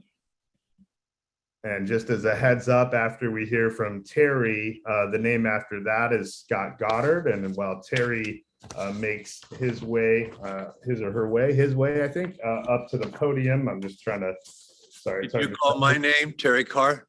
Terry Carr, you are the person I was calling to come speak if you are so interested at the moment. Yeah. Great, I'm going to swear you in. Do you swear affirm to tell the truth in the testimony you give here today? I do. Great, thank you. Go right ahead. I'm Terry Carr. I've been on the south end of Hicks Lake for about 43 years. And for 43 years, we've been fighting the lily pads and the weeds that tangle up in your propellers. So here about 5 years ago, I joined Hicks Lake Association. We voted it in, about 60% passed. And we pay $300 a year per household. Comes about $54,000 a year for the association. But I don't see anyone here from the association helping me. Anyway, I'm not opposed to the apartments or the homes on the east side behind Pierpoint's house, but I am opposed to the clear cutting of the trees. We joined the association and thankful they sprayed all the south end and got rid of all the pads and the weeds. And it's gorgeous. The lake is spotless, not a pad in sight. Well, the company spraying the pads, they warned us, everybody, they warned you. The sprayer said, this is my job, but I'm going to do it because you're going to pay me. If we get rid of those pads and all those weeds, you could possibly have an algae bloom, possibly. Same as Long Lake's got a real mess now.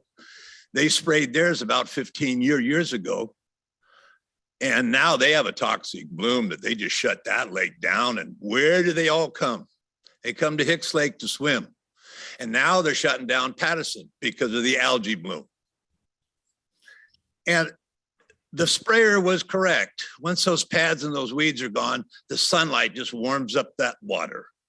And of course, our nutrients are feeding that water with our drain fields. Now, what I'm opposed here are the clear cutting on the west side for the apartments. That's going to have about 2 more hours of sunlight at sunset hitting that water. Now, the 9 homes on the east side where they're going to clear cut those trees right behind Pierpoint's house, that's going to be sunup, about 2 more hours of sunlight hitting that water. And that water is going to warm up, and we're going to be Long Lake here. And well, I might not be alive, but we're going to be in trouble. Okay. All we have here is a mud puddle surrounded by trees to keep it cool. And I'm worried the trees are going to go away, and we can bring the pads back. They'll grow back in 6 years if we stop the spraying. I hate the pads, but well, I'd rather have that than toxic algae bloom. So that's what I have to say. Thank you. Thank you, Mr. Carr. The next name on the list had been Scott Goddard, and I note Mr. Goddard had submitted several comments, I believe, related to both proposals. I think I looked at 15 or 16 in advance. So I'm going to swear you in. Do you swear or affirm to tell the truth in the testimony you give here today? I do. Great. I have a question of protocol. The notice said that we could either submit oral testimony, as we are here today, or written testimony. And in order to keep my remarks brief, I have elected to do both. So I have submitted earlier today some written testimony delivered to the planning department. And if you're okay with that protocol, I'll just make the brief remarks. That is the preferred method, because it's much easier for further review by me, the decision maker, to review written remarks that are permanently in the record. So that is an acceptable method. And if folks were planning on reading something, if you prefer, feel free to tell me real quick. You're going to hand Grant Beck written remarks will get included as part of an exhibit. And I think that'll A, make a really clear record, and B, potentially speed up the process. So thank you for the question, Mr. Goddard. With that, you go right ahead. And the other question, I think you confirmed you've reviewed the comments I've made previously. We can leave those behind. There you go. I won't leave them behind. They stay in the record, and they are part of it. I don't need to reiterate those things today. There you go. Go right ahead. Okay. Lots of documents. And I think to give credit where credit is due, I want to thank the city planning staff for doing anything I asked them to get me, they have gotten. And I know when you review the exhibit, which lists the documents, drawings, reports, consultants, it's quite voluminous. I've looked at a lot of them, but there's one document I've been searching for that I've been unable to find. This development sits on a 5-acre parcel that is a portion of a 20 acres that in 1994, the city of Lacey upzoned from single family usage to high density residential. This 20-acre parcel sits at the end of a dead end road, with the only access being by driving approximately 1 mile through an established residential neighborhood. This document that I've been searching for and unable to find is a study where the city exercised a comprehensive analysis of how this upzoned 20-acre plot would be connected to the city's road system, how safe road options would be provided to the new residents of these apartments without wreaking havoc on the adjacent neighborhoods. This study would have identified the infrastructure improvements necessary by the city to accommodate the growth they are promoting. Apparently, no such study has been undertaken. No plan has been made. So the residents of these new developments will be forced to rely on a patchwork of neighborhood streets and intersections that are not capable of handling the increased volume of traffic that will result without unacceptable levels of nuisance and endangerment. Thank you. Dangerous condition. I'm sorry to interrupt. I did have a clarifying question there for you. You at one point said a 5-acre, then a 20-acre. Is it both project sites, one in particular? The two project sites are each approximately 5 acres. Okay. They are part of a 20-acre plot that was upzoned concurrently. Okay. How so long? There is still more development that could come. And how long ago? And how long ago, Mr. Goddard, was that in your mind, when did that occur, to the best of your knowledge, is the way I'm trying to phrase that. Yeah. Yeah. Sorry, when was that? 1994. Okay, thank you. So you're wondering what analysis or studies exist for the up zone that occurred back in 94. Is that right? The roads that will serve the 20 acres. Right. Understood. Just wanted to clarify. Yep, you've got that correct. The dangerous conditions for cars on 25th Avenue wishing to turn onto Ruddle have been brought to the attention of the planning department, as have the vulnerability of southbound Ruddle Road vehicles wishing to turn left onto 25th without the protection of a left turn lane. We've brought it to their attention that any current dangers are dwarfed by the conditions that will result from adding several thousand additional daily vehicle trips generated by new development. It's been brought to the attention of the planning department that these are going to result in large volumes of traffic detouring through neighborhood streets not intended or designed for that volume of traffic. Ditto the effect of construction-related tractor trailers and concrete mixers snaking through these neighborhoods, and the dangers for pedestrians on these neighborhood streets that have no sidewalks. The planning department and ergo the city of Lacey have chosen to make no comment. Ignoring these concerns will not make them go away.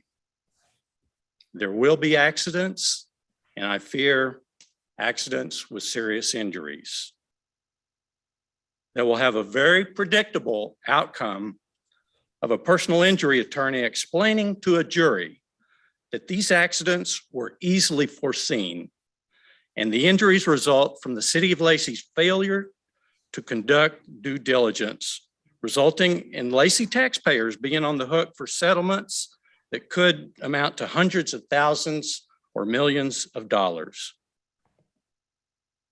But that's only money. The tragedy here is that if these were preventable accidents, then we as a community will have failed those families whose lives will be changed forever. Thank you. Consideration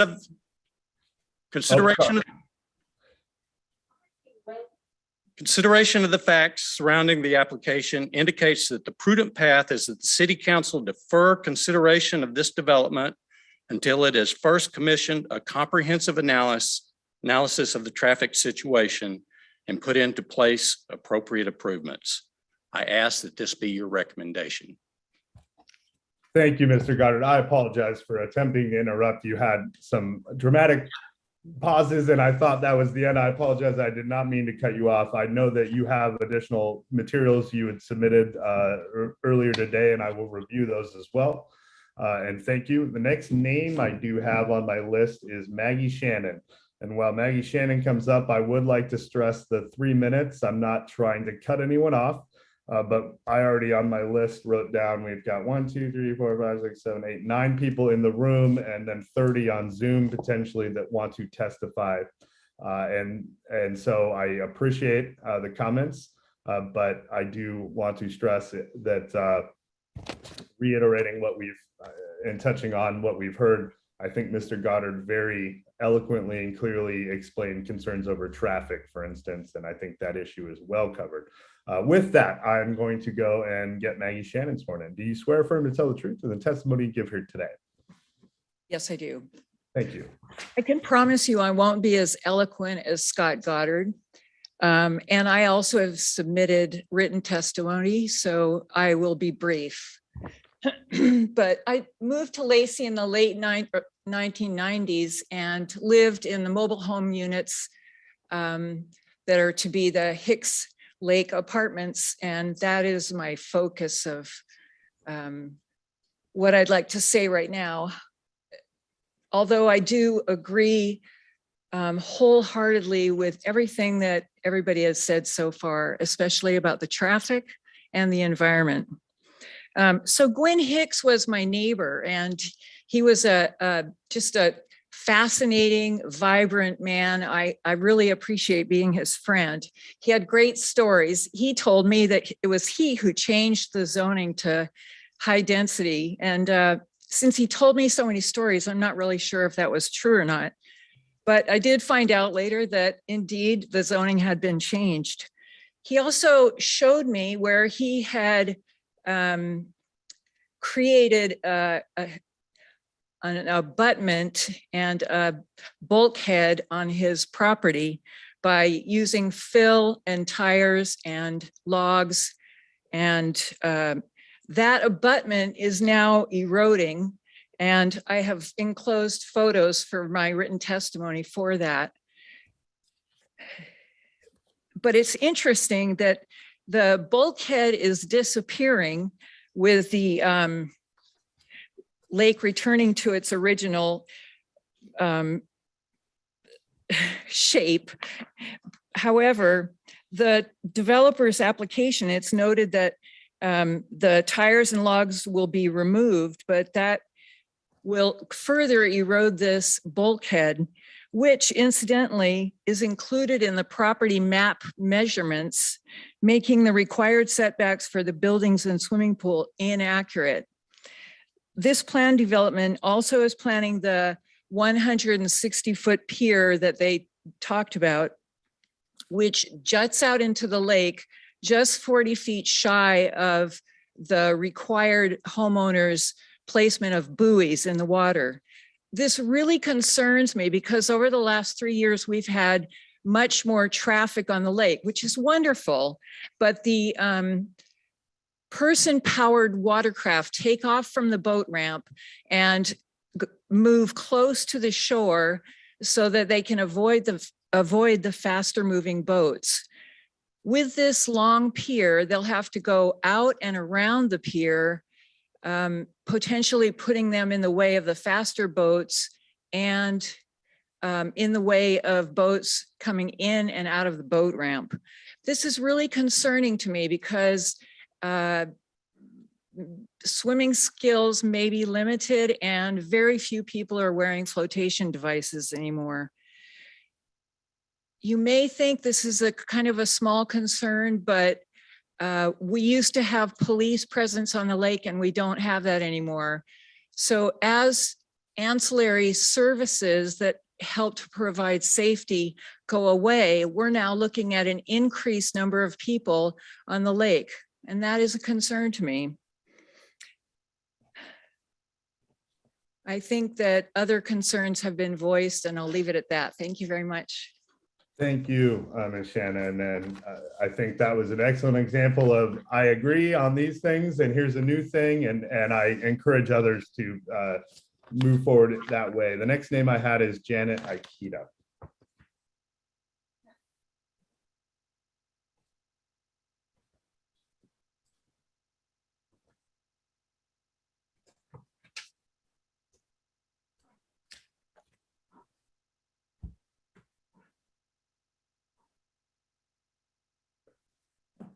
Hi, do you swear or affirm to tell the truth in any testimony you give here today?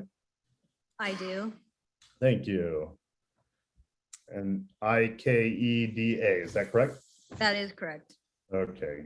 And I note you did submit comments in advance that I have an opportunity. I speak for both developments here. I have submitted two letters to each in regards to each development.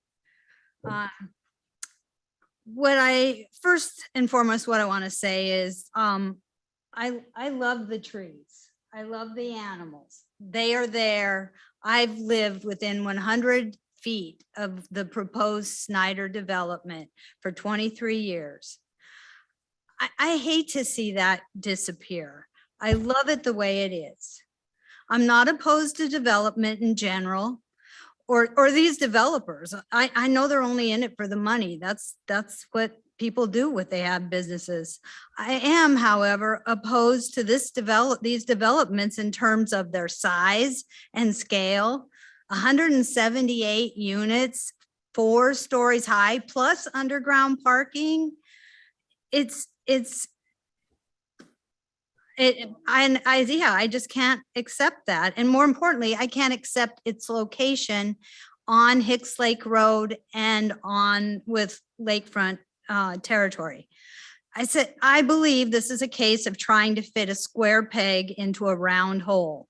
And attempts to do so by the city of Lacey and these developers are wrong. There is too much at stake for the lake, the trees, the animals, and the people living in the neighborhoods adjacent to these developments. Hicks Lake is essentially a dead-end rural road.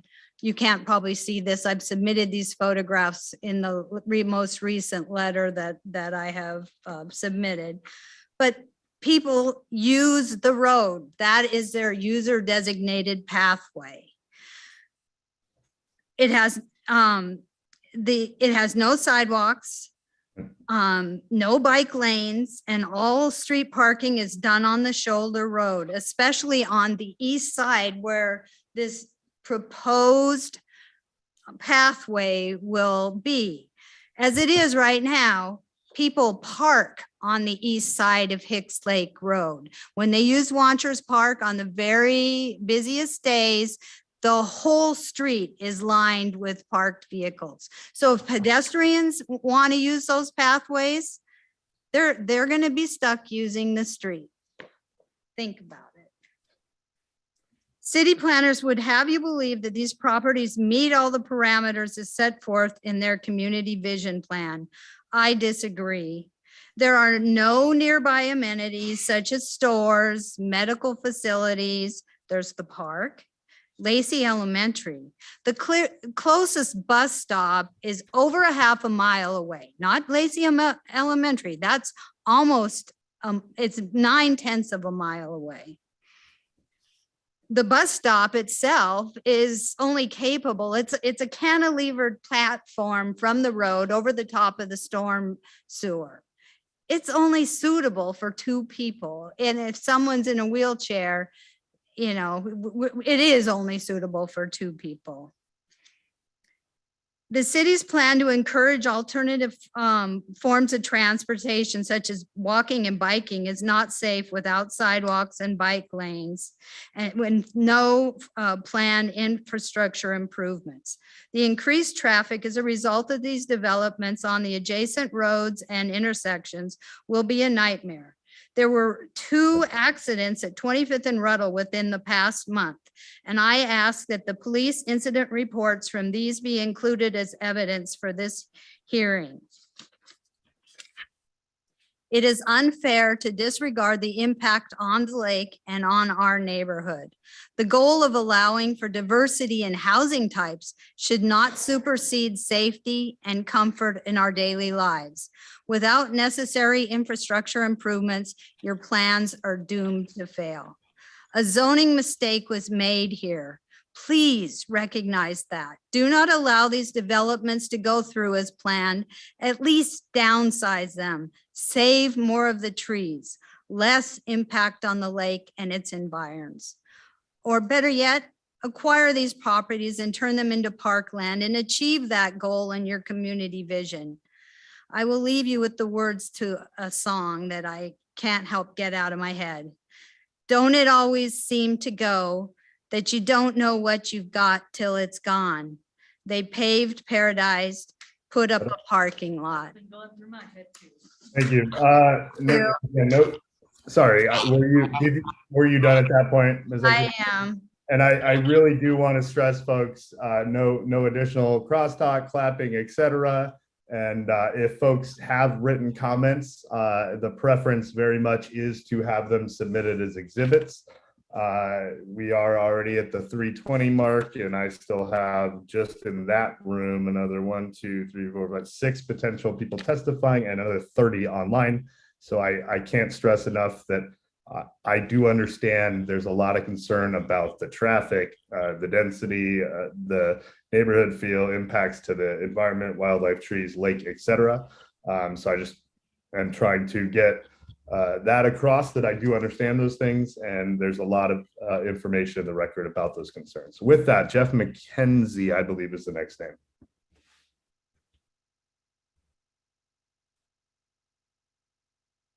Thank you. Do you swear affirm to tell the truth in the testimony you give here today? I do.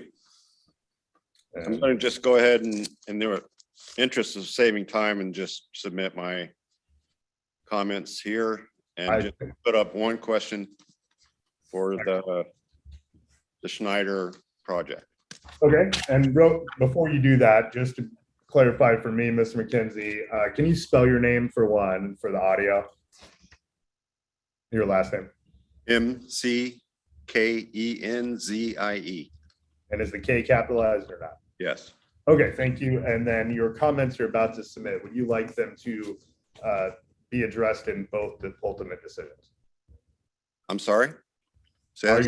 The comments you're about to submit, would you like them to be addressed in both ultimate decisions, both projects ultimately? It's mostly, I think, just for the Schneider project. Okay. And it's just a question I'd like to get on record. Okay. And the question is simply, is the leasing office going to be within the 200-foot setback or not within the 200-foot setback? Okay. I'm assuming they're going to answer that at the end. So. Yeah, well, we will try to get an answer for you later. And if you can hand your comments, we'll make sure they get included as one of the exhibits. And thank you for agreeing to that procedure. The next name that I have is Dana Clay. And I also have Aaron Clay and I think Dave Clay. So if there is one person that wants to speak for all three, that's fine, but I'll leave it to you folks to decide. Is this Dana? Yes, Hi, do you swear affirm to tell the truth in the testimony you give here today? I do. I agree with everything that's been said so far, and I submitted 2 comments to, actually 4 comments on the various properties. And I don't really have anything in particular to add to what's already been said, except for the Schneider project. On the smaller project, they mentioned that the impervious surfaces were over like by 4%, I believe.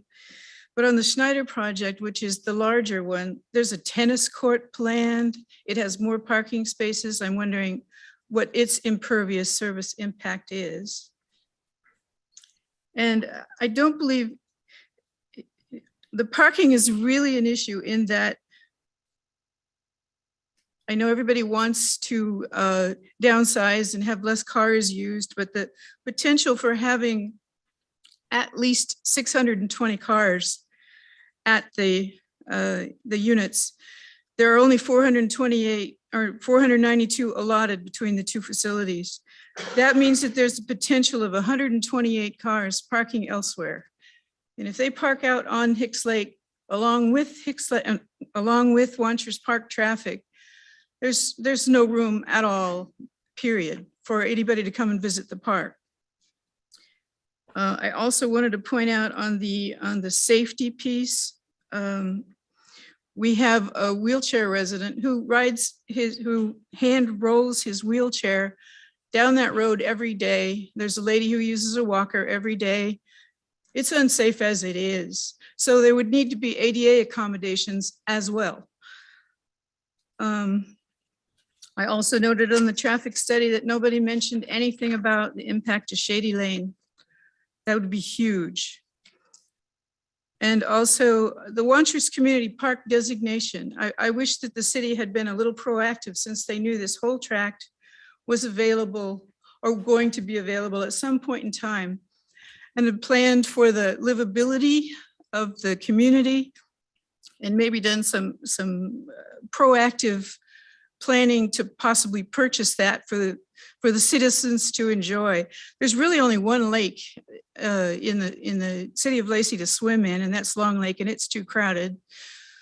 And Wanchers Lake is really not very safe. And if they put a dock out there and people go swimming off of that dock on the Schneider project, they're out into boat traffic, and that's not safe because it extends beyond the other docks and the buffer. And also the Wanchers Park Community Park designation, Wanchers Park currently is only 16 acres. And in order to even be designated as a community park, according to the comprehensive plan for outdoor recreation, it's supposed to be 40 to 100 acres.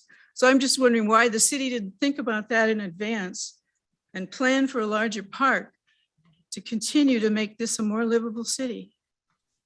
So that's it. Okay, great. Thank you for your comments. I know there are two other Clays. You might know them. Any intention of Aaron to testify? Not, again, not required for anyone to testify if called on, but.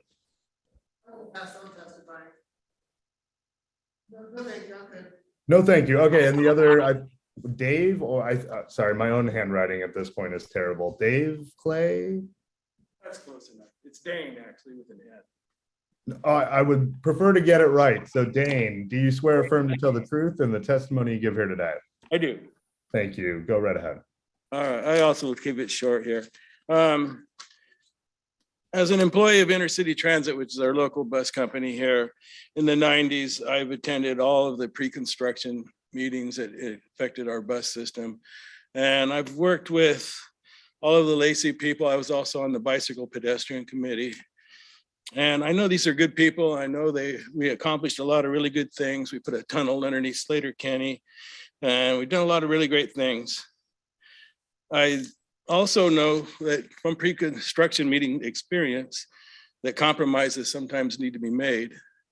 And I would like to see the compromise of the two parcels of high density. The minimum is, what is it, 12 per, anyway, it comes out to 60 parcels per 5-acre lot for a minimum high density. Was it 12 per acre? And I would like to see something a little bit closer to that 60 per. That's it. Great. Thank you for your thoughts, Mr. Clay. Right. The next name I have is Robert O'Keefe, I believe. If Robert O'Keefe is interested. Hi, do you swear or affirm to tell the truth in the testimony you give here today? Yes, I do. And your last name, could you spell so I get it right? It's O''Keefe, descendant of the Hicks Lake family. Okay.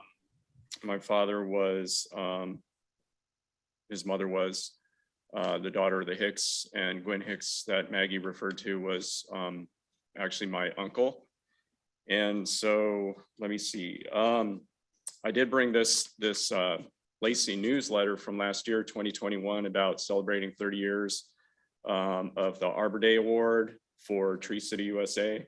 So I just want to remind everybody about the Tree City, what we stand for, unless you're on Hicks Lake Road or Hazelwood Lane. Anyway, my main concern is really the safety of the children in the neighborhood, as Scott Goddard pointed out in one of his letters where he noted the Transportation Engineering Northwest, their report seemed to have some fallacies in it as far as the amount of traffic, and then also the way they stated that 25th was a 2-lane road going both ways, which it's not. It's a 1-lane road going opposite ways, east-west corridor that connects to Ruddle Road and also goes down to Shady Lane. So as a CDL holder for 16 plus years, I have a familiarity of driving on roads and the amount of size that you need in order to maneuver these kind of tractor trailers and gross loads of 80,000. Now, if you're moving in heavy equipment in to do all that heavy work and the earth moving equipment, those loads will probably be over 80,000 gross if it's a permitted load, because you're bringing in heavy equipment that weighs over that. I don't know how they're going to bring that in with special kind of equipment, what kind of equipment they're going to use to take the trees down and also remove all the earth. But those roads, I would imagine, are not rated to take that much of a gross load over constant time. So you're going to have a lot of wear and tear on the roads. Plus, if you're trying to move those kind of traffic, those tractor trailer combinations, hauling dirt out, if you're moving dirt out, enough dirt cubic tonnage out for the parking garages, you're going to be having tractor trailers, dump trucks with pups, most likely, because this is all about time. You've got to do this in a time sensitive way. So the trucks are going to be trying to move out of there.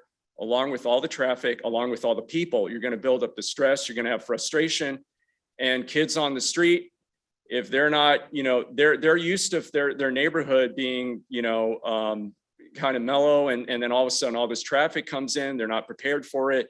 Maybe they're not paying attention. These trucks, you can't see, you have limited visibility when you're riding up that high. They're not made for driving through these neighborhood roads. If you're accessing Ruddle Road through 25th, and you got to make a left-hand turn on a Ruddle Road, good luck. Right-hand turn possibly, but you're going to take up a lot of traffic and you're going to have to wait your time. You're going to have a lot of backup behind the semi trucks waiting to make a right-hand turn on Ruddle. If you're going down Shady Lane, that's a whole nother nightmare for the people that live down that, because these roads are not made for these kind of, now if you're just hauling material with just the dump truck and not a pup, that's manageable. I can see that. And also your gross load is going to be under 50,000 for that. Sorry, Mr. O'Keefe, to clarify, I want to understand the major concern. In addition, obviously, I think you agreed with Mr. Goddard and you stated that, but with your own experience and expertise, you're worried about impacts in particular from construction impacts were this project to be approved, and the ultimate long-term impacts on the road. Is that an accurate assessment? Yes, construction, traffic construction, exhaust, noise pollution, diesel exhaust pollution, and this is going to go on for years before the people even move, before residents move in. When the residents move in, then you've got different kind of traffic, traffic implications. But the construction equipment, when they're moving that stuff in and out, that material, you're going to have active traffic flaggers to move that, to be there all the time to monitor people moving, helping people move in and out. And if you're trying to access, if you're trucks that are trying to get back to the building site from Ruddle Road, turning left onto 25th, that's going to be very difficult. They're going to have to take 22nd, which means if they take 22nd, then they're going to have to take the side streets to get back onto Hicks Lake, to get back onto 25th, to get to Hicks Lake Road. And in order to go do that, they're going to go through the neighborhoods, which aren't made for those size trucks. I think you have explained your point incredibly well, Mr. O'Keefe, and you certainly have a long-term history and knowledge. So construction is something you in particular wanted to point out as something you think we should hear more about from the applicant team, and you have concerns that wasn't adequately addressed in advance of. Yeah, and in the report, they misrepresented factual data in their analysis and their calculation of what they want to do and how do they want to create this development, which is, that right there is suspect right there.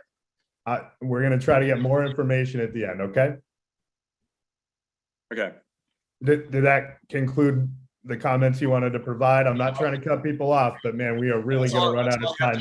Now it's just the safety of the people in the neighborhoods the most important, and you can't, no life is worth all this extra money. So thank you.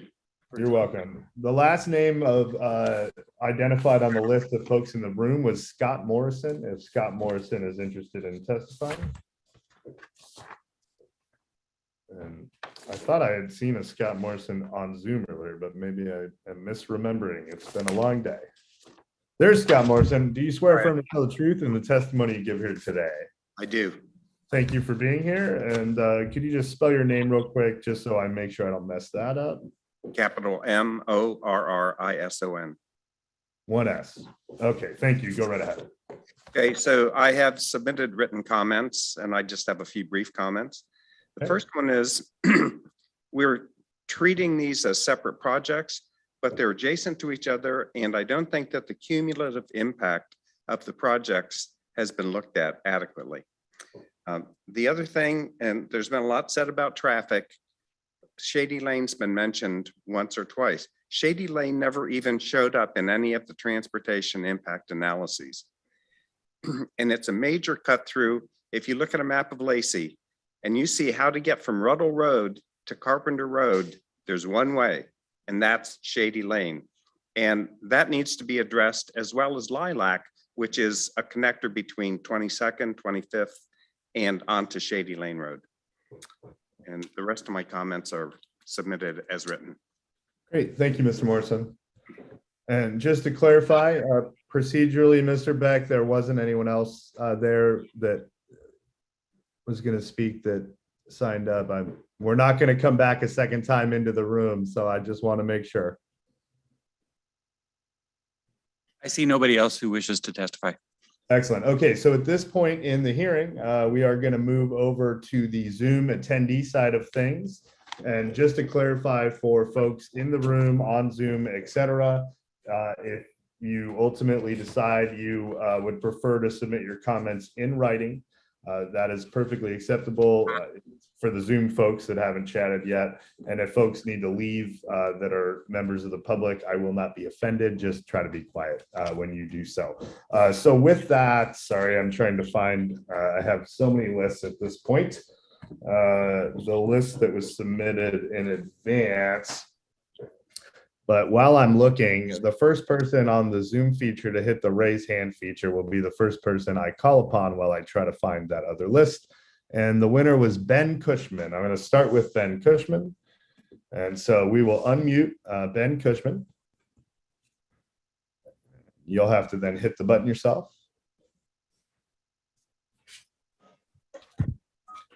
And thank you for being here. Do you swear or affirm to tell the truth in the testimony you give here today? To the extent I testify, I do. I'm an attorney representing a neighborhood group. Oh, thank you for clarifying that, Mr. Cushman. So with that, please proceed. And just to clarify that point for those that in the audience, generally attorneys don't testify, they make arguments, but if Mr. Cushman would like to testify in his capacity as a human as opposed to his capacity as an attorney, he'll let me know that that's what he's doing. With that, go right ahead, Mr. Cushman. Yeah. And insofar as I'm testifying, it will be authenticating documents because I have submitted a written comment that also includes as an attachment an analysis and criticism of the traffic impact analyses submitted in support of these projects. And that was submitted in response to the staff report. So you have not seen it yet, but it will be in the materials you will see. Based on what I've heard today, I want to highlight several points from it and address one issue that I thought was a good point raised that I hadn't thought through and might want to think through. First, the wisdom of zoning this area high density is not properly here. It's too late to challenge that.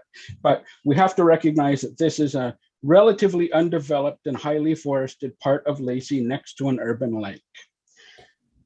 It is a rather strange place to be zoned high density as a result.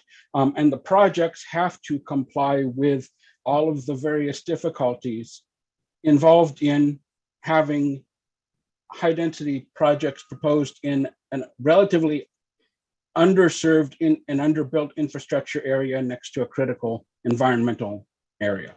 The staff addresses some of those things in their conditions and reports, but I believe they missed some major points and failed to adequately have adequately strong conditions on other points.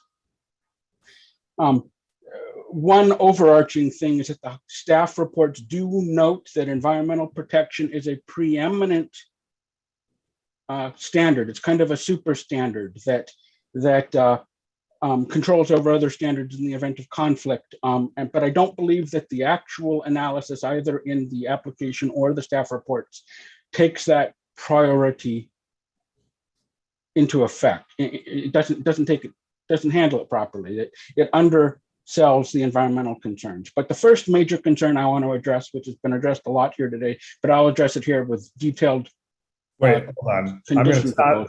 Mr. Cushman, if you're about to launch into a detailed analysis of the document you're submitting to me. Yeah, no, I'm not. Okay, I'm not. I'm going to strongly suggest that you submit it as an exhibit, and I guarantee you I will review it, but go right ahead. No, I am not. I'm going to do an executive summary of key point issues that get to the meat and therefore actually summarizes the document in a way that I think would be useful to you in reading it, rather than doing what attorneys often do. Okay, first on traffic. The traffic impact analyses submitted here are flawed. We've heard about some of the ways that they're flawed. The way that jumped out at me is that the data was taken during times of COVID social distancing, when we know that traffic was depressed significantly from its normal levels. And there's a statistical way of adjusting the data to compensate for that, but it was not done here. The traffic impact analysis need to be redone with a statistical adjustment to take into account lower trips during COVID, and then everything that flows from that needs to be redone, including calculating impact fees. Okay. 1, 2, the planned routes for pedestrian traffic flow go north past the park. People are not sailboats. They do not tack. They walk directly towards the direction they want to go. Most or many of the trips from this location will be going west, not north, towards Ruddle Road. There's been no planning and no character and no sidewalk planning, no analysis, nothing for the route along an existing relatively undeveloped road that connects to Ruddle Road, which is where a large number of pedestrian trips will be taken. So that road will be full of pedestrian traffic it's already underdeveloped. It has very little planning and seen in these documents for improving it. And then there's an underestimation of the number of car trips. It's going to be a safety disaster. We've already heard about that, but that puts some particular directionality on it. There needs to be a condition to put sidewalks out to Ruddle Road or pay for them and improve that route as well as the route north. Okay, 2, moving to environmental concerns. The Gateway staff report got impervious surfaces within the urban shoreline area correct. The Schneider staff report did not. There is a strict limit of 30% impervious surface within the urban shoreline area. If there's going to be a net reduction through improvements and removal of existing houses and such, that needs to be factored into the overall end goal, but there's a need to comply with the 30% level. The Gateway report does that. It basically says condition it on reaching 30%, even though it's at 34%. There is no analysis of impervious surface in the Schneider report or staff analysis at all. There's simply a statement that it will improve the area because some of the existing stuff will be removed. But if the end result is more than 30%, it doesn't comply, and a compliance would be an approval. So both projects need to be conditioned on there being no more than 30% impervious surface within the urban shoreline area. Okay. Finally, there needs to be better control of effluent runoff from these projects during construction and as built toward and into the lake, especially from the parking areas where we're going to be dealing with petroleum runoff. There needs to be conditions placed to control that. Possibly, the condition needs to be that it be graded in such a way that water flows away from the lake. Maybe there needs to be catchment sections to catch offsite flow. And during construction, both for traffic and for effluent control, this was the thing I thought of hearing the other testimony today. It might be good to condition this as being a balanced site for grading purposes. Finally, I'm kind of hustling along here, hitting the high points. Finally, although you don't normally do a detailed analysis on the forest practices side, a class 4 forest practice typically takes the ground down to dirt. It removes all stumps. In areas where there needs to be grading done, obviously you need to have the stumps removed or you can't do the grading. So, but there will likely be trees removed in areas that don't need to be graded, but the trees need to be removed for construction access, and they're allowed to be removed. Under a normal class 4 permit, those stumps would be removed, but those stumps, even as stumps, would help control and stabilize the ground and prevent effluent runoff into the lake. I think that this should be a special condition on the class 4 permits, that where possible, in a way that it does not interfere with grading, stumps be left on trees that are cut. And that covers the high points. There are several other points in my letter, but those are the ones that I think I could get to the meat at most quickly. Very good for an attorney, Mr. Cushman. One quick question. You, at the outset, said you were representing a group of people. Which group in particular was that? It's an informal community group of neighbors, many of whom are submitting their own comments. I guess what I'm saying is, does it have a name? It's that informal that it doesn't even have a name? I'm just trying to understand. No, I think they have a name. I think they call it, let me see what, the Hicks Lake, Protect Hicks Lake or something. I think it's Protect Hicks Lake. Okay, great. Thank you, Mr. Cushman. And as you noted, you did submit additional materials that I will see. So thank you. We're going to move on. The next person I have is Kate Ayers.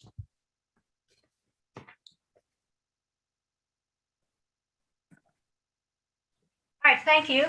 Hi, thank you. Do you swear affirm to tell the truth in the testimony you give here today? I do. Thank you. Go right ahead. My name is Kate Ayers, that's spelled Ayers, and I'm the executive director of the Gwenwood Retreat Center, which is located on 30th Avenue, adjacent to the south side of the development proposals. I agree with everything that has been said. I also submitted comments before and also this morning, so I won't go over those. I have two questions. The first question is, does the city have a plan for these traffic concerns? And the second question is towards the pedestrian pathway. To what purpose is that pedestrian pathway that goes to 25th Street? Does it stop at 25th, or does it, will it connect in somehow to the bus stop that is down the road there on 25th? I just want to know what the purpose of that pedestrian pathway is. And that's all that I have. Thank you. We will try to get more information. I do think Sam Seymour touched on the second issue earlier, but we will clarify that later. The next name that I see is Ted Sparkle. Hello, this is Ted. I would like to testify. Do you swear affirm to tell the truth in the testimony you give here today? I do. Go right ahead, sir. The reason I am on is I'm a neighbor adjacent to the south property, known as the Gady Project. And we live at 2728 Hazelwood Lane, which is directly next to the project being proposed. And the concerns that we have are the following: that we think that the development should have to adhere to the 200-foot shoreline requirement. We think that the amenity building and the pool are over the line.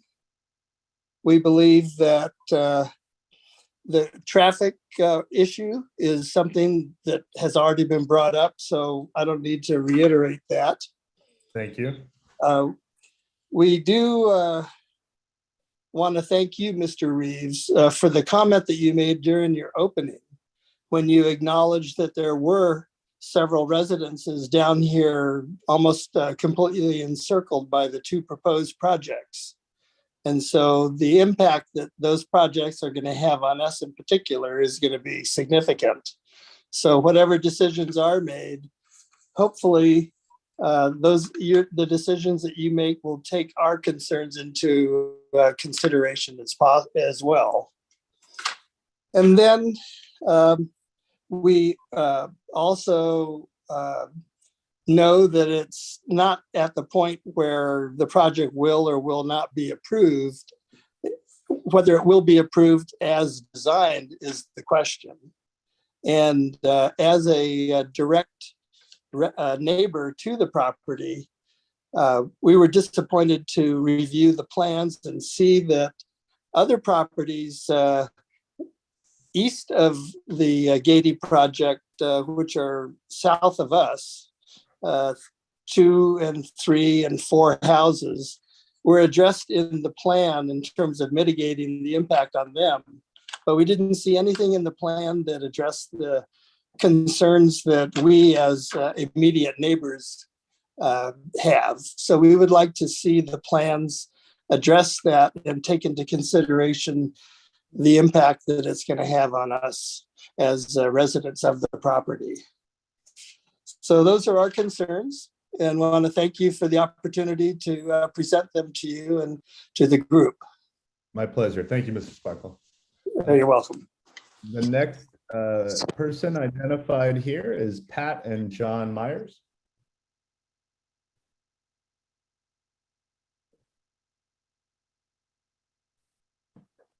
Yes, hello, Mr. Reeves. Hi, is this Pat? Yes, this is Pat. Hi, I'm going to swear you in. Do you swear affirm to tell the truth in the testimony you give here today? Yes, I do. Go right ahead. Thank you for the opportunity to share my thoughts and concerns. I'm speaking for both my husband and I. He's not present, but he was helping me write the written testimony that we submitted to the city. And so I won't bring up the things that I've written, but I do have a couple notes that I've made during what's been shared so far, and mostly questions. So my first question is there an ending time for this hearing today? Well, I was hoping we'd be done by 5. That was perhaps aspirational, but we are almost on track for that. So we will see. That's certainly my goal, not only because that's a normal end of the workday, but I do have a plane to catch and we'll have to leave at some point. So that is the goal, would be no later than 5. Okay. And do you intend to answer the questions that are asked today in this hearing, or are they going to be answered in another method? Well, I am not the one that answers them, to the extent that what the intent is we're going to go to the applicant teams and city staff for the responses to the questions that have been brought up. And how will those responses be shared? Is it going to be during the hearing today, or is it going to be later? Well, we'll see what happens. My intent would be it would be during the day, but depending on timing, we might need to ultimately have a procedure by which the experts submit, a document that addresses things. But we're going to try to get through as quickly as we can, and it would be during the hearing. Okay. And then also, will the city council be listening to this recording of the hearing? That I could not answer. I am not responsible for what the council does. They will get a very thorough decision from me. Well, 2 decisions, in fact. Sorry, 2 recommendations. But I think Sam or Seymour could probably note that I think my last couple decisions were in the 50-page range. And so they're pretty thorough. I try to ensure every concern is raised, I really do take this seriously. Okay, I'm not questioning that at all. I really appreciate all the effort I can tell has obviously been put into these projects by both the city employees and yourself. I'm just asking if they are going to be hearing the verbal tape of this recording. Do you know, Samra? And we'll try to get answers ultimately at the end, but I don't think they sit and have it played for them, to the best of my knowledge. But okay. Then my next question is, when was the SEPA evaluation done, and how were we notified that that was going to be done as far as environmental impact statements?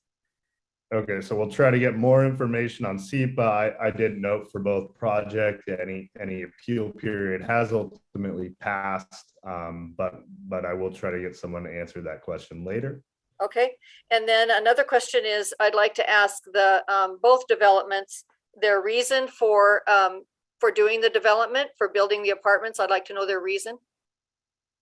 And then okay, we'll try to get the answer again. Okay, and then also, no one has mentioned yet about the boating activity on the lake. And I'd like to just bring up the point that when the boats have wakeboards behind them, which is kind of the trend, it's gone mostly away from skiing and mostly wakeboards. The wakeboard activity causes a significant impact to not only floating docks, but the shorelines. And so the proposed residence on this lake is to quadruple the existing residents that use the water. And so if you're going to have 4 times the activity that you have now, and we already have a significant impact from the wakeboard activity, then is there a proposal that perhaps this boating lake would be changed to a 5-mile-per-hour lake in the future because the impact is too great? So that's a question. Has that been thought up? Because it's going to cause a disturbance. Okay. And then the other thing that hasn't really been brought up is the noise. There's going to be a noise change to the water, to the lake area. And sorry. And then also, I appreciate Mr. Graves was sharing about they're trying to make it as non-disturbing as possible in their design, in their planting plants, in their color coordination of their buildings, so forth. But we all know that people cause disturbance, not plants and buildings. And if they're going to add 250 or 330 units, that's going to be at least 600 people, maybe 1,200 people. And that is going to cause a disturbance to the water, to the lake, to the area. So I just want to have that reiterated. And then also, you know, the traffic, I'm not going to go into the traffic because I know that it's a big concern, and I know it's been mentioned several times, but someone is going to have blood on their hands the first time a child is injured or killed. And so I just want to make that comment. And then I've heard that several times today already. And okay, thank you, but we'll move on. And I just would like to read the last paragraph of my letter, which is very brief, if that's possible. I would ask that you do not, because it will be in the record, and we are really running out of time. So I promise you I will read it, and it will be included in the record for the council and any further appeals if there happen to be any down the road. Okay. Okay, thank you, Mr. Reeves. I thank you as well. Okay, the next name I see is Alan Baum, and once again to reiterate, if folks are happy with not reiterating what others have said, we'll get more information from experts. But Mr. Baum, or Mr. I don't know who this is. Do you swear affirm to tell the truth in any testimony you give here today? I do swear, yes. You do swear. Thank you. Go ahead. All right, so I know a lot of comments have already been made about the traffic. I'm going to make some comments about both the Schneider and the Gateway developments. And if I make any comments about any specific development, I will say so beforehand. I have submitted a comparative traffic report analysis conducted by Skillings Engineering in Lacey for your review, sir. In that comparative report, there was an estimated 1,600 vehicles over some of that data does not include the excess of deliveries that we are now seeing in 2022 from such companies as Instacart, Uber Eats, DoorDash, etc. Mr. Baum, yes, you cut out there for a few seconds. My understanding is you were testifying about information you have explicitly included in a report that is already submitted into the record. But there is some weird issue with your audio in particular. So I don't know what that is, but your comments, I think 3 or 4 letters are already in the record, but just wanted to listen if I break in because I'm trying to stop you so we don't have gaps, okay? Right. I will be very brief. Something I did not include in my letter or information was that the data used in the traffic impact analysis by Schneider Homes was from 2016 and 2018. I would just like to note that the population of the city of Lacey has increased 28% since 2016, excuse me, and by 22% since 2018. This would mean that the calculation costs that were calculated by the city of Lacey are going to be incorrect as well. And although I'm sure the city of Lacey does due diligence and recalculate those costs, to the developer for the mitigation of the traffic, they are being shortchanged, and I certainly do not want to see the city go through that. Other comments I would like, if I may, please, is that if possible, and you are cutting out again. Well, okay. So any other comments that I can make here quickly, if I can you hear me all right now? I can hear you, but okay. So the We have also touched on the issues of the construction and the noise that that will bring. I know that it's also been touched on briefly that the pollution that it will bring. If anyone has ever been to a construction site and looked down, they will notice not only a plethora of nails, lumber, plastics, trash, and such, but also as the project will progress along, there will be an abundance of paint thinners, lubes, paints, stains, oils that will be also on site. And there is no plans for the water treatments to be installed before construction begins. That will end up in the lake. Ben Cushman touched on that at length, and also Robert O'Keefe. Yes. I'd like to say that my property is actually the one southeast of Gateway. So my property is going to be touched on two sides by the Gateway. My immediate concerns for my personal property is going to be that I'm going to see heating bills go up because of a lack of shade. And I'm also going to have the garbage 30 feet from my bedroom door, which is going to be closer than any of the residents of the Gateway community. I hope that if the plans do get changed before development starts, if approved, that can be addressed, please. I'm very grateful for you, Mr. Examiner, for putting this together. I am, however, a little disappointed that two projects of such high capacity and such great concern that the city is aware of, because the city has received numerous comments from myself, my fellow residents, as well as the lawyer Ben Cushman that my community group has hired to put together one joint hearing of 4 hours only to address the concerns of the entire community. And thank you. To clarify that final concern, it was entirely me, the hearing examiner, that thought it would be efficient to combine these two. I don't know ultimately if that's true, but if there is any blame, I want to ensure that folks know it's on me. And moving on, the next name I see is Jessica Wilson.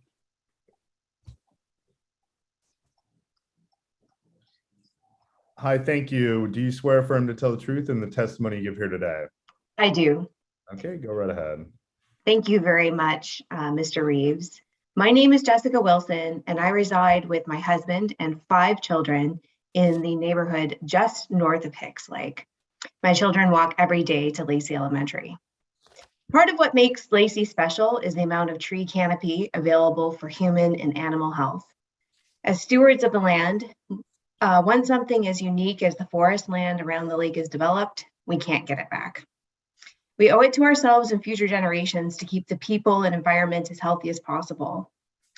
I recall the words of the late Nisqually tribal elder, Billy Frank Jr., whose tribe, the ancestral lands of the tribe, the Hicks Lake lies on. I believe in the sun and the stars, the water, the tides, the floods, the owls, the hawks flying, the river running, the wind talking. They tell us how healthy things are, because we and they are the same. I ask that we not opt for short-term profit and instead look to maintaining a collective long-term health, not just of the environment, but of the people of Lacey. Thank you. Thank you for your thoughts. I have an Andrew Feierich, and there's the next name. You swear affirm to tell the truth in the testimony you give here today? Yes, I do. And could you just spell your name clearly for the audio? Yes, it's F like in Frank, E-Y-E-R-I-C-K. Go right ahead. Thank you. Okay, there are a couple of things that I want to address, hopefully quickly. One goes to something that someone just said as far as the traffic on the lake. Is that first, I live on Gwynn Lane. I live directly on Hicks Lake by Wanchers Park. And I just received a letter stating that on May 15th, the speed limit in effect on the lake will be increased to 45 miles an hour. So there is a concern that if we are going to see increased traffic, and as the person before me said, they hope it gets to 5 miles. Well, no, it's actually just been increased to 45. So I think that's going to be an issue. And part of that issue is going to be the fact that as a result of that, all of the homeowners on the lake will now be responsible for putting buoys out 200 feet away from the shore. So right now, if you look at it, not everybody, myself included, has the buoys out there. So you're talking about increasing the number of boats on there and decreasing the actual boating area, because now there will be significantly more buoys limiting the space in which these boaters can operate. On that basis too, we've heard a lot about the dock, and what I haven't heard about with the dock is, will there be boat slips as part of that dock? And if there are boat slips, how many? Because obviously that's going to make a big difference. I mean, you talk about traffic, now you got the boats directly on the lake, which will take away further from the available space on the lake. The last thing I have is that I kind of wish with these developments that they were condos and not apartments. Because if they were condos, then you have ownership and you have a reason for these people to care about the community, to care about crime rates, to care about how it's kept up. When you're talking about apartments, you're talking about transient residents, and they're in, they're out. There's really no particular reason that they should, that they should care about it. Crime goes up and then they just take off. So these are just a couple of things that I wanted to bring to the attention of the group, particularly that boat issue. Okay, great. Thank you. Thank you. Anyone else? This is the opportunity for those that are on Zoom. I have Dakota Dilk. And I strongly encourage folks not to repeat things. We are going to run out of time, but Dakota Dilk, D-I-L-K, do you swear firm to tell the truth in the testimony you give here today? I do. Can you hear me? I can hear you. Thank you. Excellent. The first thing I want to do is just clarify that my legal name is Aurora. I didn't know if that mattered or not, but Aurora Dilk is my legal name. Okay. Briefly, I agree with the major points of concern, street congestion, safety, construction, all of those things, as well as environmental concerns. I also have concerns in the increased amount of children potentially going to Lacey Elementary. I went there. It's a very small school. I'm not sure that it has the capacity to take on the amount of children that will probably be going. In addition, I just really want to push home the point that these woods are homes to animals. I have seen owls and eagles and woodpeckers and other sorts of animals in there, and they are beautiful, and I love them, and they are important to our world. And that's the big thing that I wanted to put forth today. Thank you. Thank you. Next name I see is James Galuso. Hi, do you swear firm to tell the truth in the testimony you give here today? I do. Thank you, sir. Right ahead. I also want to talk about the environment, but from a larger perspective. I had the unfortunate need last summer to have to find a home, and I can tell you that the apartments in the Lacey, Tumwater, Olympia area are scarce and expensive. Lacey needs more homes, including apartment homes. Thurston County needs more homes. Western Washington needs more homes. We all know this. If these projects are not built, the demand for these homes will just go somewhere else. The traffic will go somewhere else. These trees may not be cut down, but trees will be cut down somewhere else. In fact, if these homes are not built, the demand may scatter further outside the urban area, which would cause more vehicle miles traveled, more pollution, including more greenhouse gases, which the city is under a mandate from the state to try to reduce.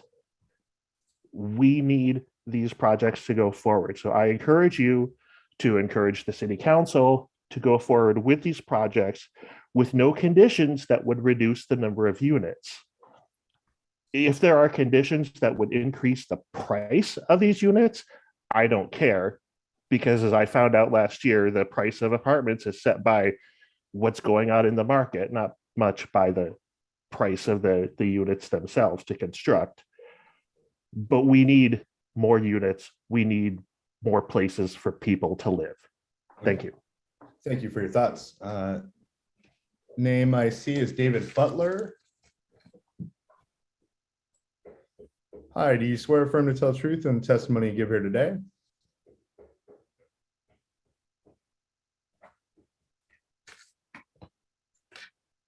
David Butler. You're gonna have to unmute yourself, and just to be clear, I don't know, this isn't a repeat, I don't think. I'm definitely not having repeats as part of this process, but if you were interested, David Butler, now is the moment.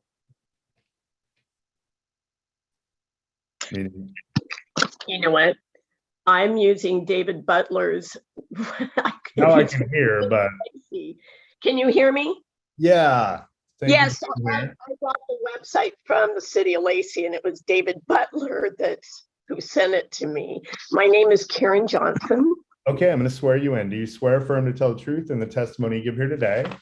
I do. And I believe you submitted comments in advance as well, right? No, actually, I haven't. Geez, okay, so my apologies. Go right ahead. No, I'm not new to the information. I'm just new to being able to make a comment, and I wanted to make sure I did.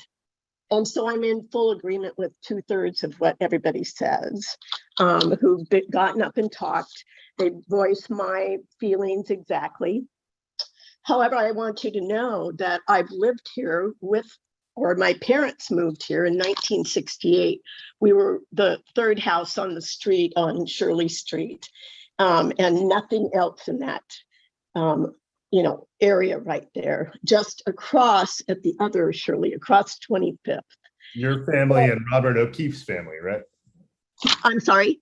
Your family and Robert O'Keefe's family, who's a descendant of.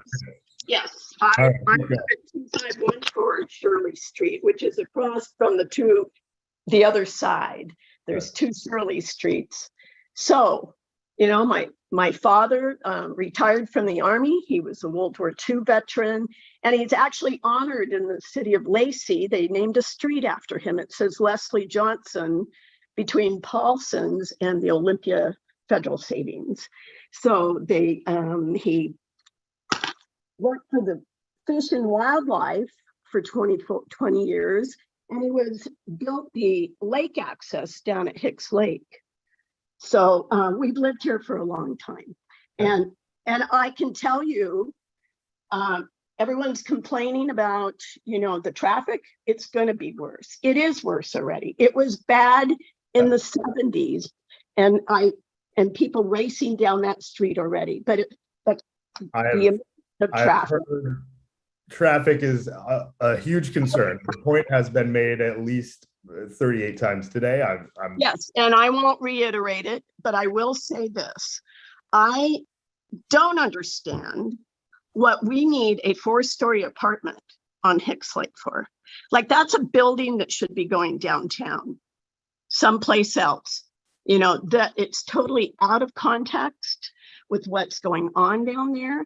And like everyone else has said, there's a lot of animals, there's a lot of, everything there that anybody would want to enjoy.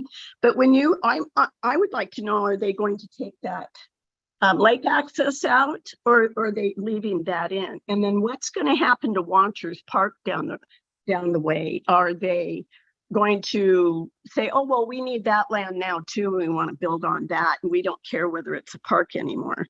I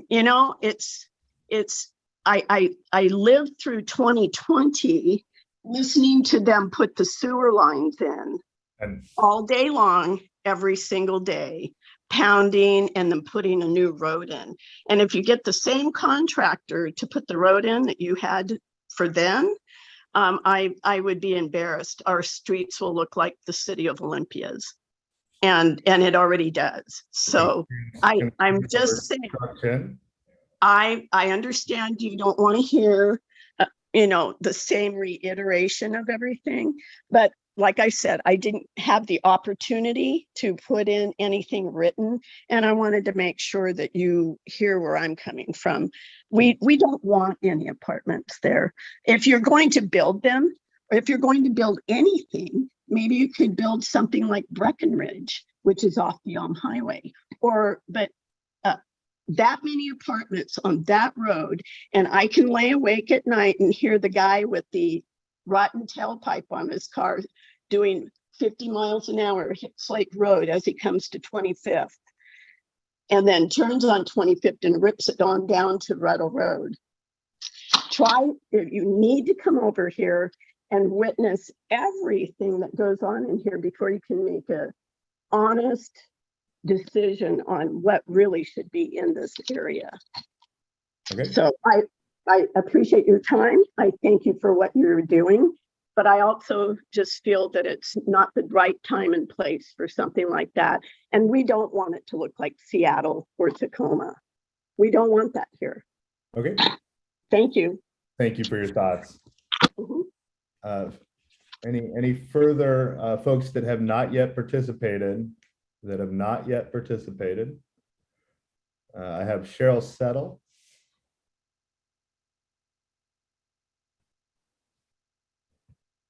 And you'll have to hit the unmute button yourself.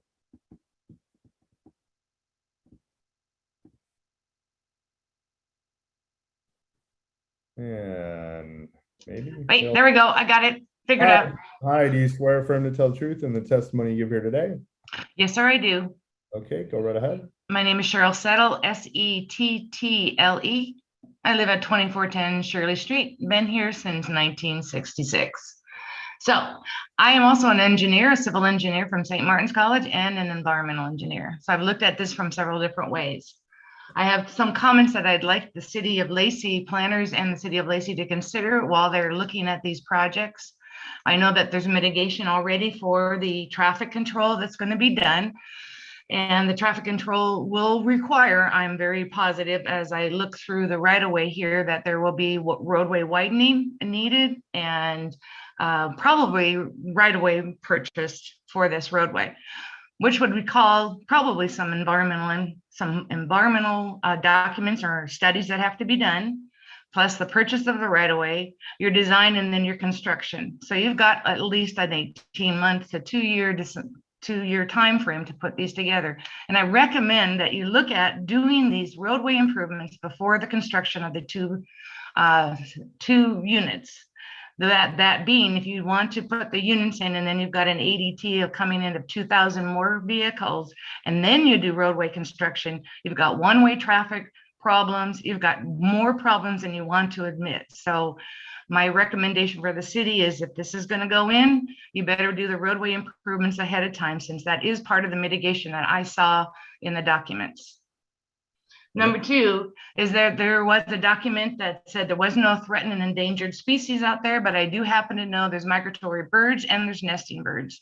There is a requirement on state wildlife, Fish and Wildlife Force, that you can't be taking down timber or forest area if there is nesting done, unless you have a certified naturalist out there to look at that. So when you guys allow them to do their timber and their clearing and grubbing, I ask you to look at the time frame that they do that. So it's not between February and August, which is the nesting period for the birds that are out in this area. I happen to know that because I just did one for my company at Camp Murray. I see that there's stormwater done, stormwater looked at in there, and I didn't see that. I only saw it on one project. I didn't see the stormwater analysis done on the second project, and I'm sorry, I can't remember which one it was I saw. Now there's an infiltration system that's going in, and the City of Lacey, I would like you to answer if you are going to be responsible for the making sure that they maintain it. There is a standard maintenance required for any infiltration system. I do take care of one myself. So I want to know who's going to be taking care of that, because we are within or very close to the 100-year flood. I looked that up on the maps. So if we've got flooding going on out there, or we're past a 500-year flood, it's right very close to that. So I would like the city of Lacey to look at that and answer that question, please. That's also the projects that are going to be the houses that are going to be demolished out there. Has the city looked at the age of those projects, those houses? I believe they're going to be prior 1960. So you probably are looking at asbestos and possibly lead. So what are they going to be doing some abatements that might be needed out there? Because I know they're old. I went out and looked at them, and I would say that they've got PCBs, lead, and asbestos. The sewer improvements that the lady just before me talked about is that we just went through. I want to know if the city of Lacey has looked at the impacts of the sewer increases, and will these guys be connected to the sewer? If not, are you going to put in a new sewer? And will the city of Lacey residents have to contribute to the cost of these new improvements? And if they are going to be done, maybe they should be done while you're doing the roadway improvements. Just a thought, instead of cutting it up and then putting it back in afterwards. That's it for me, sir. I appreciate the time, and I appreciate that these were taken together because EPA says you need to look at these projects coincidentally. Thank you. Okay, no one else yet has put their hand up. We'll sort of like going once, going twice situation on the members of the public side.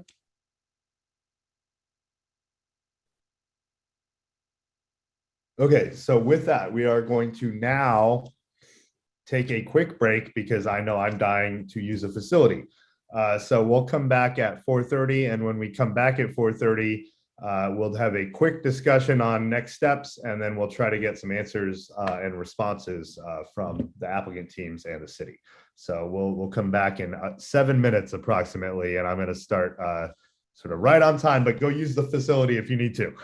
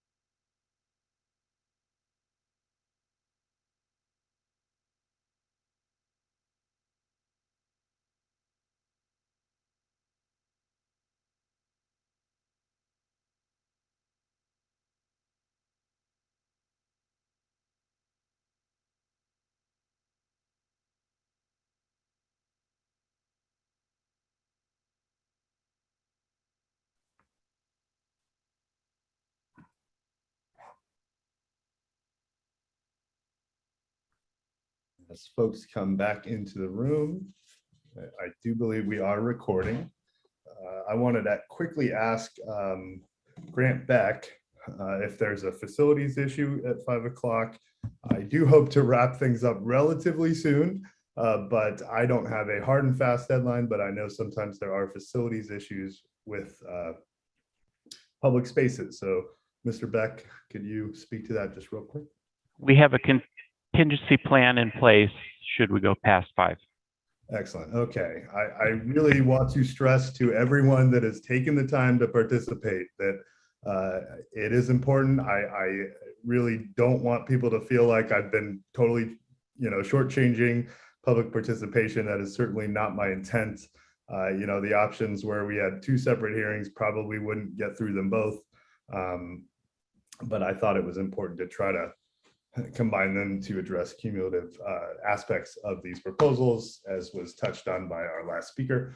So with that, the plan right now is we're going to go, I think, first to the dock project. Is I know that's what I keep wanting to call it, but our applicant team in terms of the dock project. And the first thing I do want to note is I personally think it would be valuable if members of the applicant team and potentially city staff produce something in the next week or so, if they so desire, addressing comments and concerns if they want to. It's not required. I just think it could be helpful. So in terms of that, with the dock project, I'm trying to remember who I should be looking at this point. I believe it's Ms. Halverson. If you can unmute yourself, any interest in that procedure? So the examiner's question is, does the applicant team wish to provide written responses to public testimony versus providing verbal responses today? Well, I think it would be beneficial to have a quick, the opportunity for some response now, but we heard a lot and there is a lot of comments. And what I don't really have in terms of either project is any sort of significant response yet in the record. And I would like to make that optional for the applicants if they're interested. So that would be my question right now.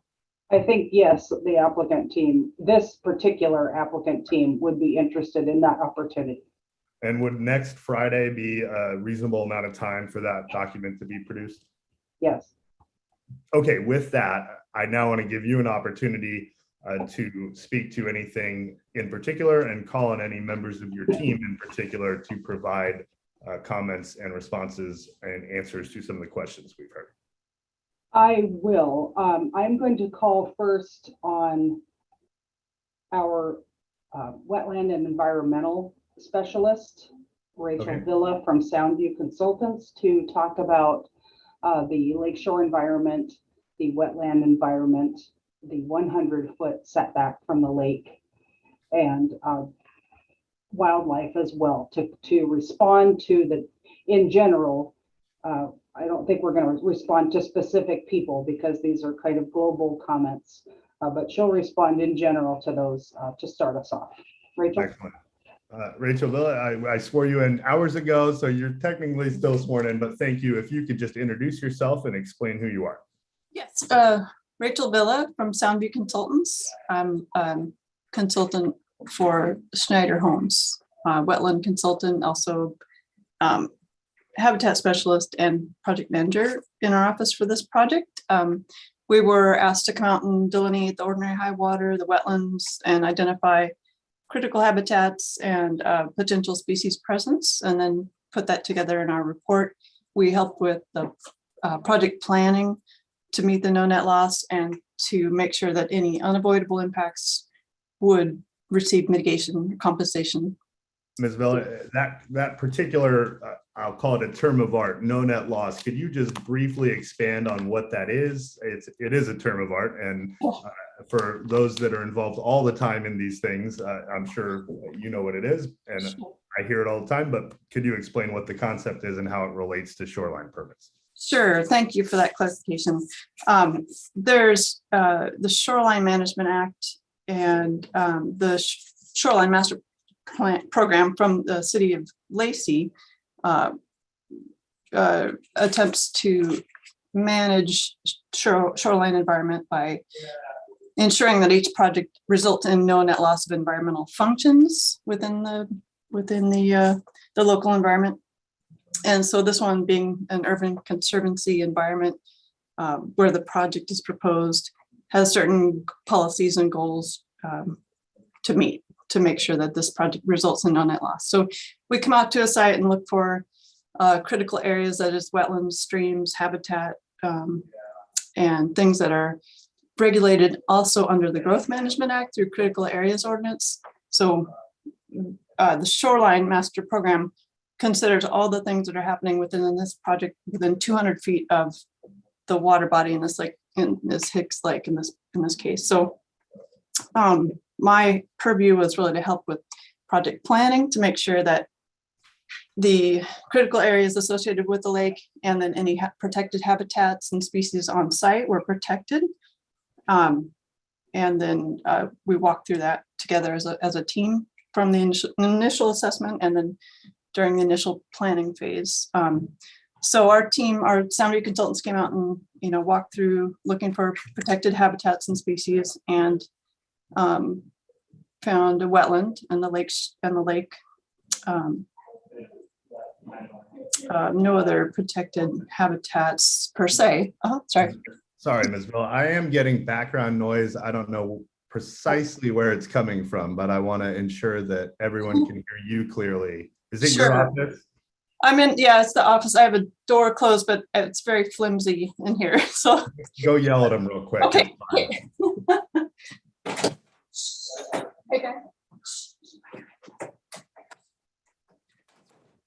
Okay. Sorry about that. No worries. This is the world we live in. Please Thank you. continue. So you were looking for protected species and walking the site, I think, when I interrupted. So. Yes. Okay. Right. So we identified in our background search any potential listed species in the county and then mined it down through Department of Fish and Wildlife, protected habitat and species list to locally found critical areas and protected habitats, and then went out and did our field work, looking for those things and any other potential items that may have been missed in the mapping. And those are reflected in our report, Appendix B. You can find the background maps. So we went out and walked the waterfront and the wetland area, and I walked it with Harry Schneider at first, and we talked about the condition of the shoreline there. At the ordinary high water mark, there's several large timbers, creosote treated timbers, lots of tires, kind of an older dilapidated bulkhead condition, and some plastic tarping, some large stakes, and things that really are deleterious for water quality and for habitat. So we talked about removing those things. Oh, and there's a wood dock, solid surface wood dock that's just floating right on the water. So talked about removing those things, making that shoreline at the waterfront a better condition, more environmentally friendly. Talked about removing the invasive species.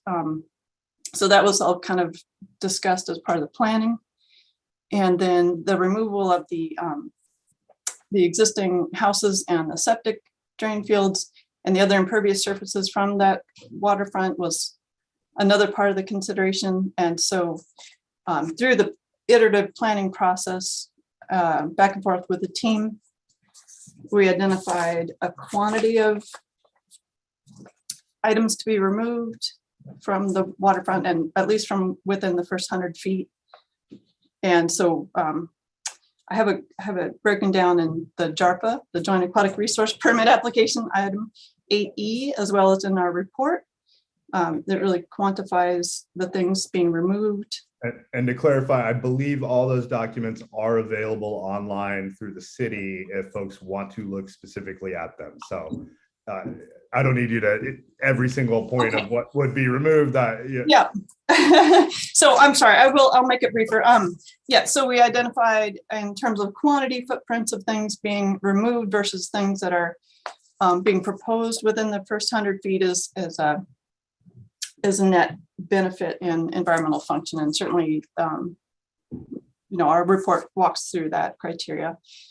And then within the 200 feet from the water, that's where the shoreline master program considers other items being proposed in terms of consistency review, and not just, buffer functions for the lake, but consistency in terms of impervious surfaces. And we've heard people talk about the concern for impervious surfaces. They're doing engineered stormwater plans to address stormwater runoff and doing things to help with water quality, water retention from those areas. But also, I think through this process, they'll be meeting the 30% impervious surface threshold within that 200 feet of the shoreline. So that is part of the iterative process that the world that I work in, and trying to make the best possible project that protects the environment. So that's my role in this project, and that's my analysis. Thank you. Question for you from me. This is the dock project, so it does involve a shoreline conditional use permit. Am I correct in remembering that when a SCUP, as it were, is involved, one of the things that is required to be reviewed is potential cumulative impacts of similar projects in the area? Yes, right. Cumulative impact. So that is a really great, I'm glad you bring that up, because it's a strange part of this project that we're trying to avoid a wetland that's predominantly invasive species that's being managed by, as you heard testimony, waterfront residents. So the wetland, the main aquatic bed portion of the wetland is comprised of that water, that lily that's being sprayed.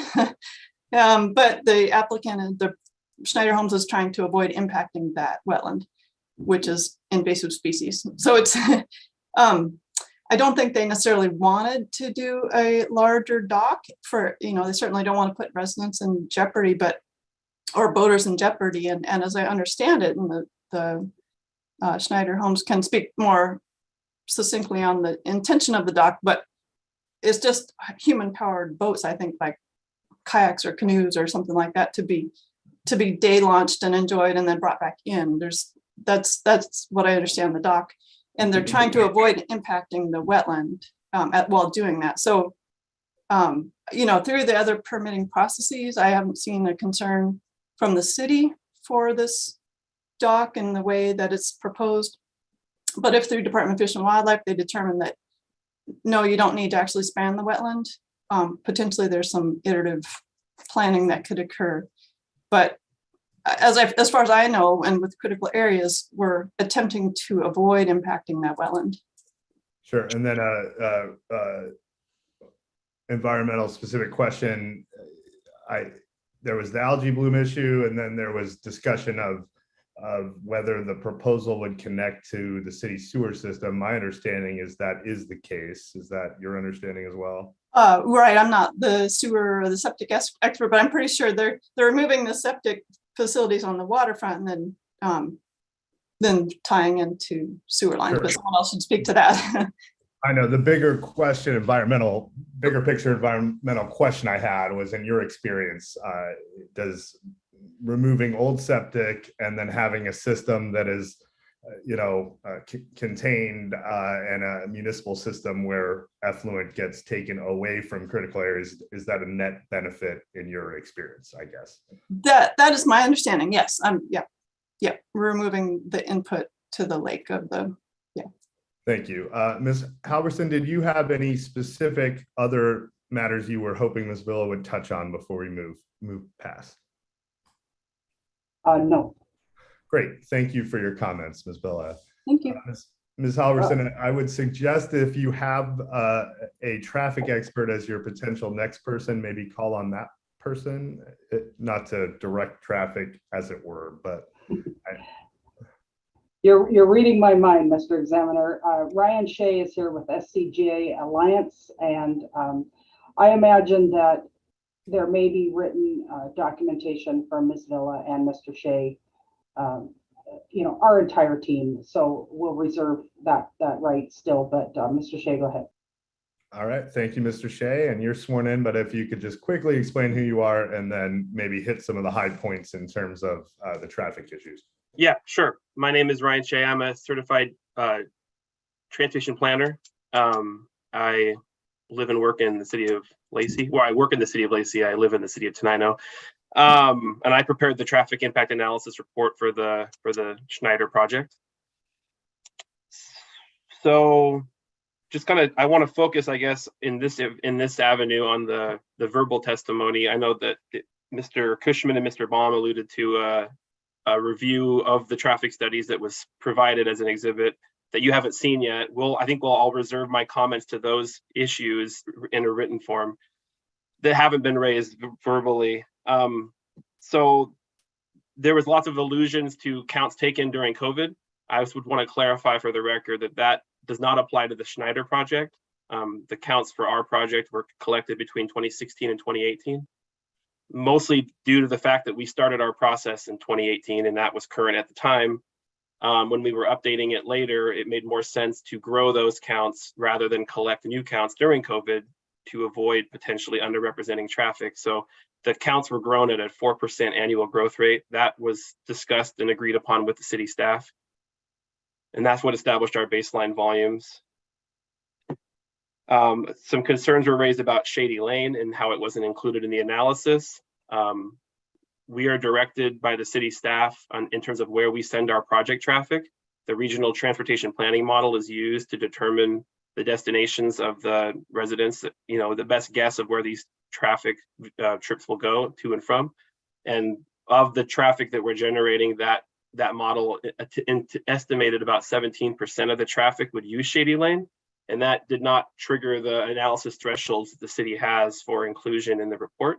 The city can speak more to that, but basically we're just not sending a lot of traffic from our specific project to Shady Lane. And so it didn't warrant specific inclusion in the report. Concerns were raised about construction traffic. Generally, it would be my experience that a lot of the heavier vehicle activity would be happening outside of the peak periods for the regional traffic flows. And so I think that the impacts at the intersection of Ruddle and 25th would be less severe because it would not be during peak conditions. And I guess I would defer to city on the specific routes that these heavier vehicles are allowed to take or will take as appropriate if there's restrictions that are needed to be placed on that. There was a lot of concerns raised about cut-through traffic that our project might contribute to the neighborhoods north of 25th. Our analysis of the intersection of 25th and Ruddle indicates that the side street movement, the left turn to make going south on Ruddle Street or Ruddle Road, will be problematic in peak conditions. So it is not unlikely that some of the vehicles from our project that want to make that maneuver would look to navigate through these adjacent neighborhoods and get to the traffic signal that's currently at Ruddle and 22nd Avenue. But I would just highlight that our project is expected to add 7 vehicles in the PM peak hour to that movement. So what we're talking about in the PM peak hour is potentially as many as 7 vehicles shifting through those neighborhoods. Understanding that there's vehicles all day, but also during off-peak periods, it's anticipated that intersection will operate better and will not necessarily result in vehicles shifting their trips north to then double back to go south.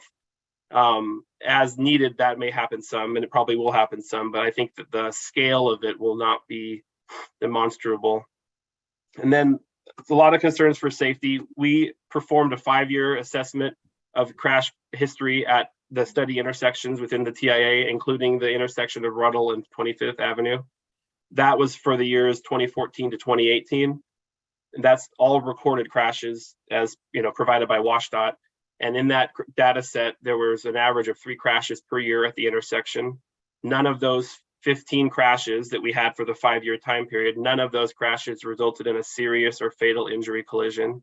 So based on current trends, no crash is good, but the avoidance of serious injury and fatal crashes is, I think, of the utmost priority. And the lack of that does not suggest that there's a significant safety issue there today.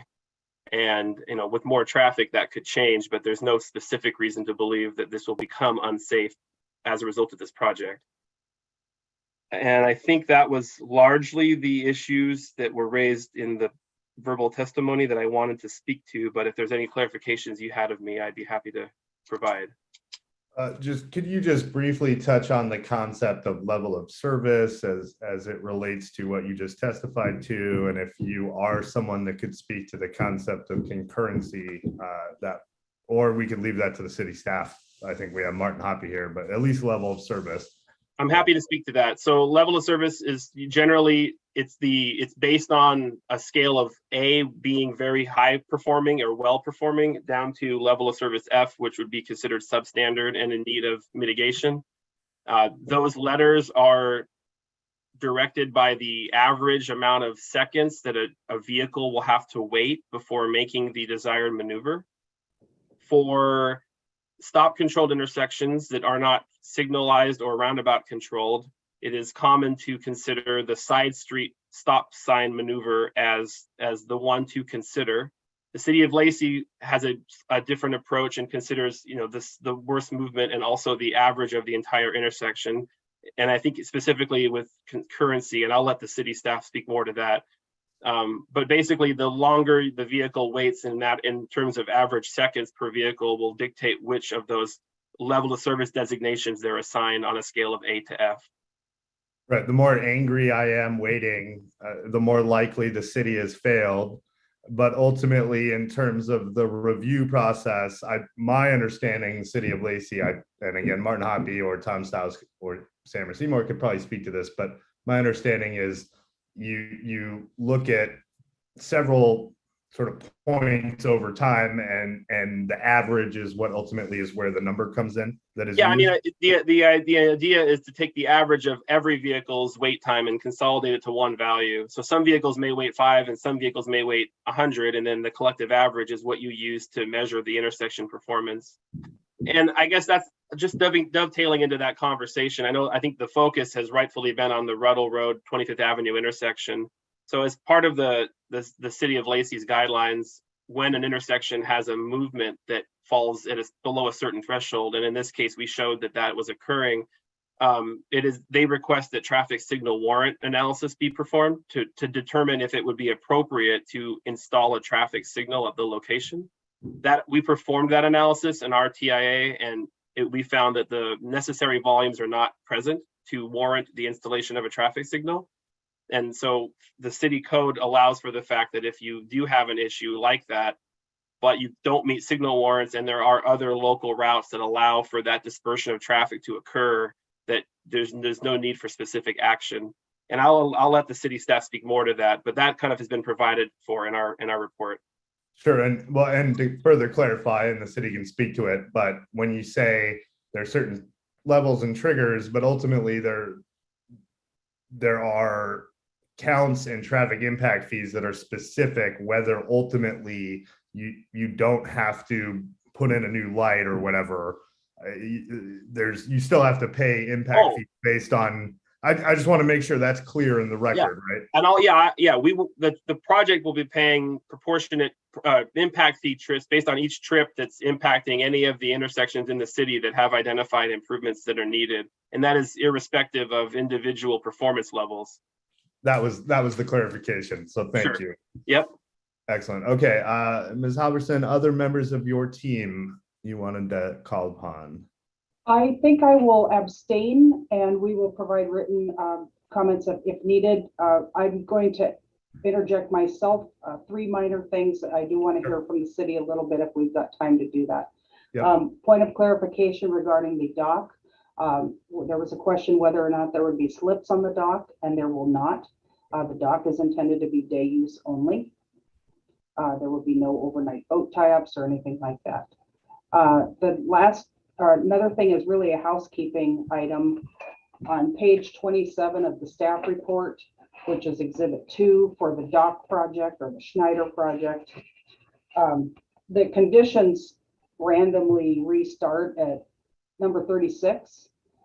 And I would request that those continue from 43 and be number 44 through whatever the number ends up being. My only thought on that is you start to think about certain conditions with a certain number. Would it screw things up if we can do 36A, 36B or something so that the numbering is fixed without everything else? Sorry, I don't have the staff report in front of me, but. As you like, it's just weird that it goes from 43 to 36, so. Oh, as long as there's 43 to 36 is what you said. Right. Okay, I vaguely am now recalling that in my review. Okay, I will ensure that my ultimate decision on this proposal has appropriately numbered sequential conditions, and if there's any mistakes at that point, it'll be on my team. But thank you for pointing that out. Thank you, Mr. Examiner. And the final thing is I wasn't wearing my glasses when I was looking at my note earlier, and I failed to request a modification to condition number 42. Okay. Again, this is on the Dock or Schneider project. Condition 42 relates to Hazelwood Lane and the Half Street improvements that the city has outlined in their findings and analysis. And then the condition ended up making shall statements about not providing sidewalk on Hazelwood Lane and providing an internal walkway and then a cross access easement through the Schneider apartment project. And I'd like that to be a may condition. And I've actually written that up, and I can propose that in my in our written response to this hearing as well. But I do want to bring that up, that I will be requesting a revision to condition 42. Okay, so one sec, let me get almost a full legal pad at this point. Okay. I've got 12 pages.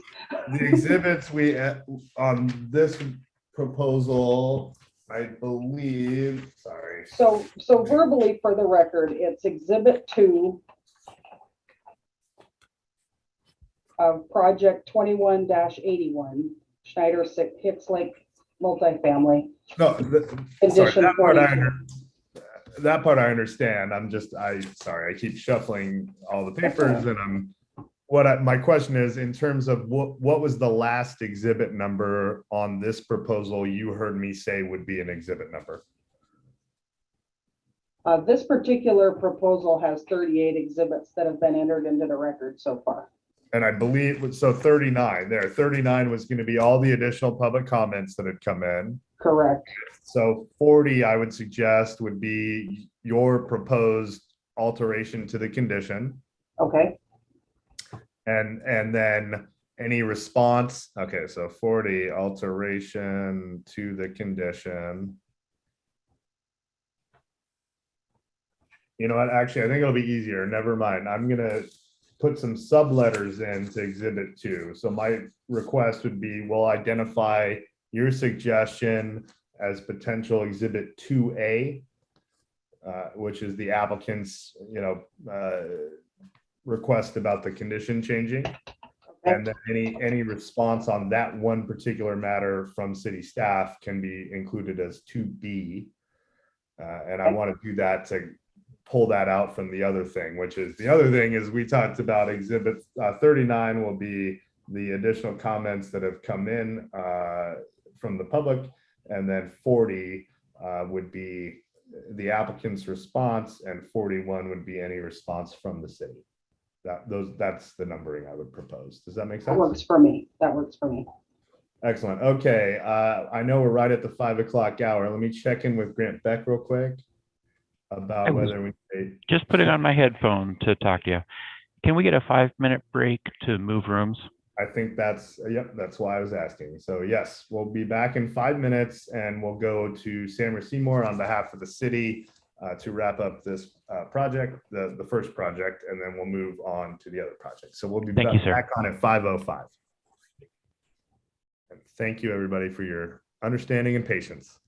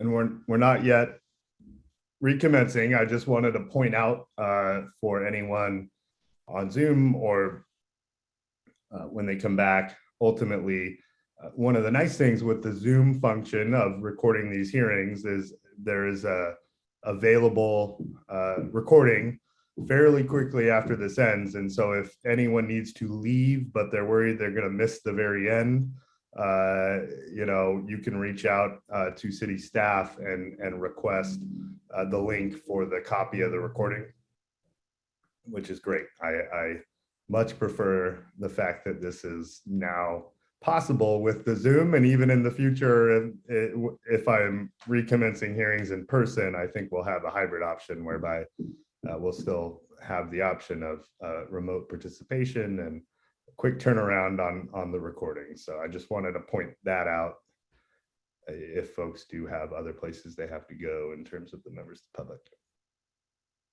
Sam, are you trying to talk to me? Because I can't hear anything.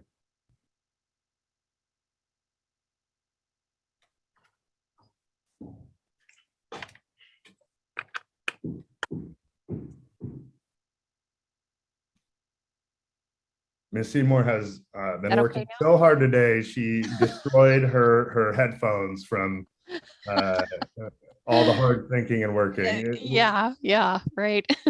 Can you hear me okay now? I can hear you great. Okay. I was just wanted to let everyone know, yes, that the link to the YouTube video of this, if it's not actually already up on the website, it will be like immediately when we're done. So. Oh, excellent. Okay. And yeah, there's also reference to a live transcription, which, oh man, that's a little scary to me to see what it thinks I was trying to say. But the point was for those, and when you guys end up where you need to go, please hop on and let me know. But the point was, if any members of the public have other obligations and need to leave and are worried they're not going to hear the end, the point I was trying to make was that almost instantaneously, we will have a recording of this, and you can reach out to city staff to get that recording if you want to see the end, if you had other things to do. So just wanted to make that point.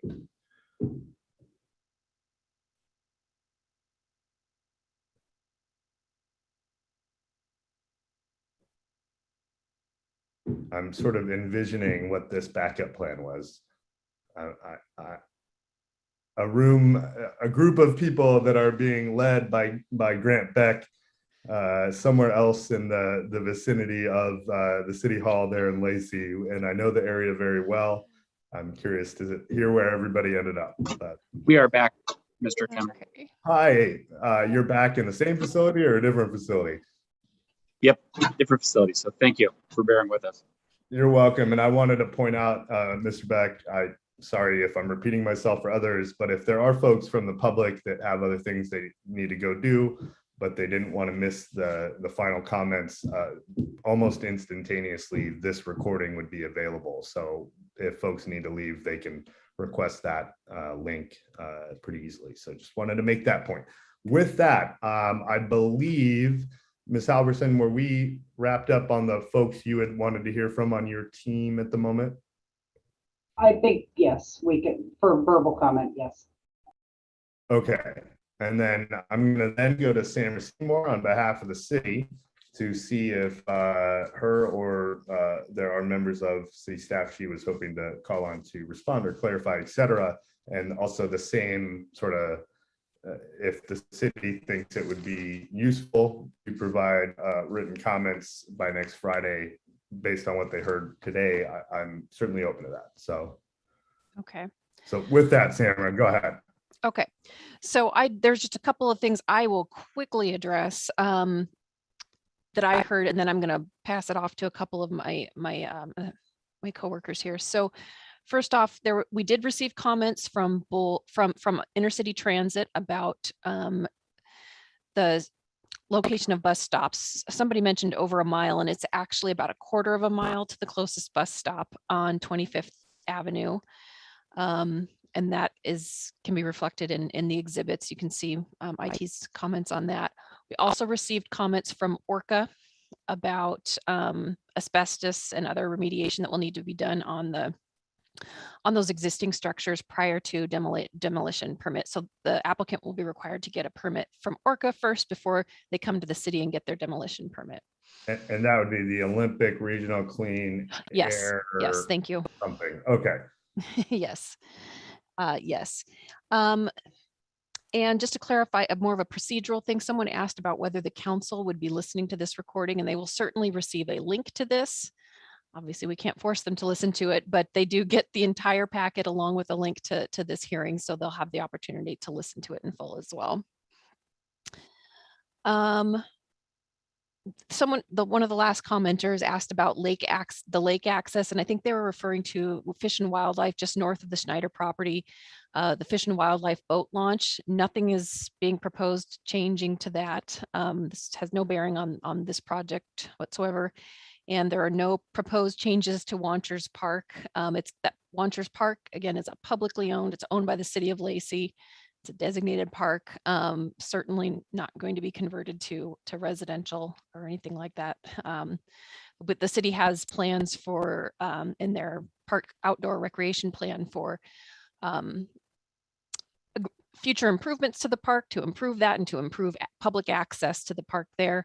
But it's definitely going to be remaining a park.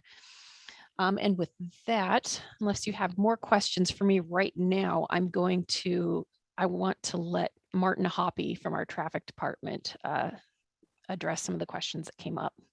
Thank you. He was the person I was going to ask to hear from next, so we're on the same page. Martin Hoppy, if you can introduce yourself. You were sworn in earlier. Hi, I'm Martin Hoppy. I'm the transportation manager for the city of Lacey. Go right ahead, sir. What's that? Go right ahead, please. Yeah, I'm hearing a lot of traffic concerns, but from the level of service standard the city has, which would be D in a core area, or E in the core area, D everywhere else where this intersection would be. It seems like everybody's going to Ruddle and 25th. That seems to have the worst impact on that left turn lane. But the way the city analyzes intersection, it is the amalgam of the entire intersection level service. And those left turns only account for about 2% of the volume of the intersection. So it really doesn't have an impact. If you look at both traffic studies, the one that was submitted is a review, and the city also did an intersection analysis of both projects combined at that intersection, and every one of those still come out as level service A for that intersection.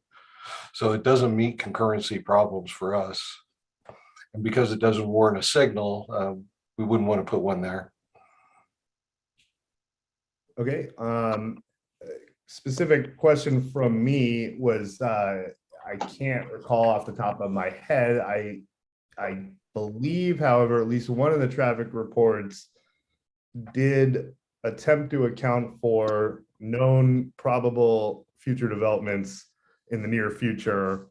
And if that is not true, I apologize. I could be mixing up they both jurisdictions, but no, they both would have done that.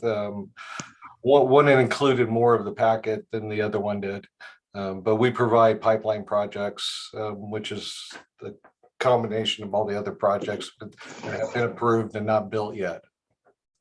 Okay, that was the clarification I was hoping for. So the traffic analysis is intended to account for the known projects that are in the permitted process. Is that right? Correct. Okay, so I wanted to be clear about that. Trying to think in terms of your expertise with traffic, how is it generally dealt with construction wise? Is it a construction plan, traffic plan, a common tool if that is a problem in the city's mind where, you know, there's certain routes that are used or certain times, et cetera? That's usually worked out in the civil plans with the inspector and going from that. traffic department doesn't really deal with the construction traffic. The roads are designed to handle that, though. I mean, 25th Avenue, heavy bus route, buses and trucks fall into the same category.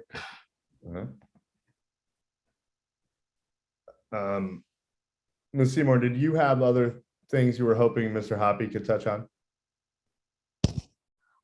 Maybe just for the clarification to the public, maybe Martin could maybe discuss why we use the PM peak hour, because there were some questions about the AM peak, and that's where the biggest impact is going to be. So maybe just a quick explanation of that for the benefit of folks in the audience. Yeah, typically the PM peak hour is the highest out of the entire day. Morning peak tends to spread out a little further, so is the afternoon peak. The PM peak's a little more concentrated. And you mean highest, and as in highest in terms of trip counts and folks on the road during that hour? Correct. Okay. And then I believe the applicant's traffic engineer had referenced, that the city directs them to perform analysis on certain intersections based on threshold levels, and I think Shady Lane was the one that came up. But can you clarify that comment to the extent that, is there a handbook? Is there specific rules that the council has adopted? Is it just, it's a Tuesday, and so you say, I feel like you should go look at that? Not to make a joke, but could you clarify kind of what the procedure is? It's funny though. I try. Okay. Sure. Yeah, we have development guidelines and public works standards that identify the requirements in a traffic impact analysis. So what we do is we work with the traffic engineer, agree to a trip generation, the distribution, and then we pick the intersections, the ones that we either have problems with or meet a traffic threshold that runs through the intersections. Based on those guidelines? Correct. Okay, it's not an arbitrary process is my point. It's not put every intersection on a dartboard and whatever you hit. That's the point I'm trying to make. Correct. Yeah, we base it on the distribution for that development, and that's the intersections they analyze. Got it. Okay, thank you for clarifying that point. So even if folks disagree, and even if the city is wrong or makes a mistake, at least it wasn't totally arbitrary, I think is the point I was hoping to get clarification on. Sam or Seymour, anything further from Mr. Hobby? I don't think so. I'm going to probably go to Tom Stiles next. I expected that. And Mr. Stiles, thank you for being here. Can you explain who you are and your role at the city? Yes, I'm Tom Stiles. I'm the Development Review Manager.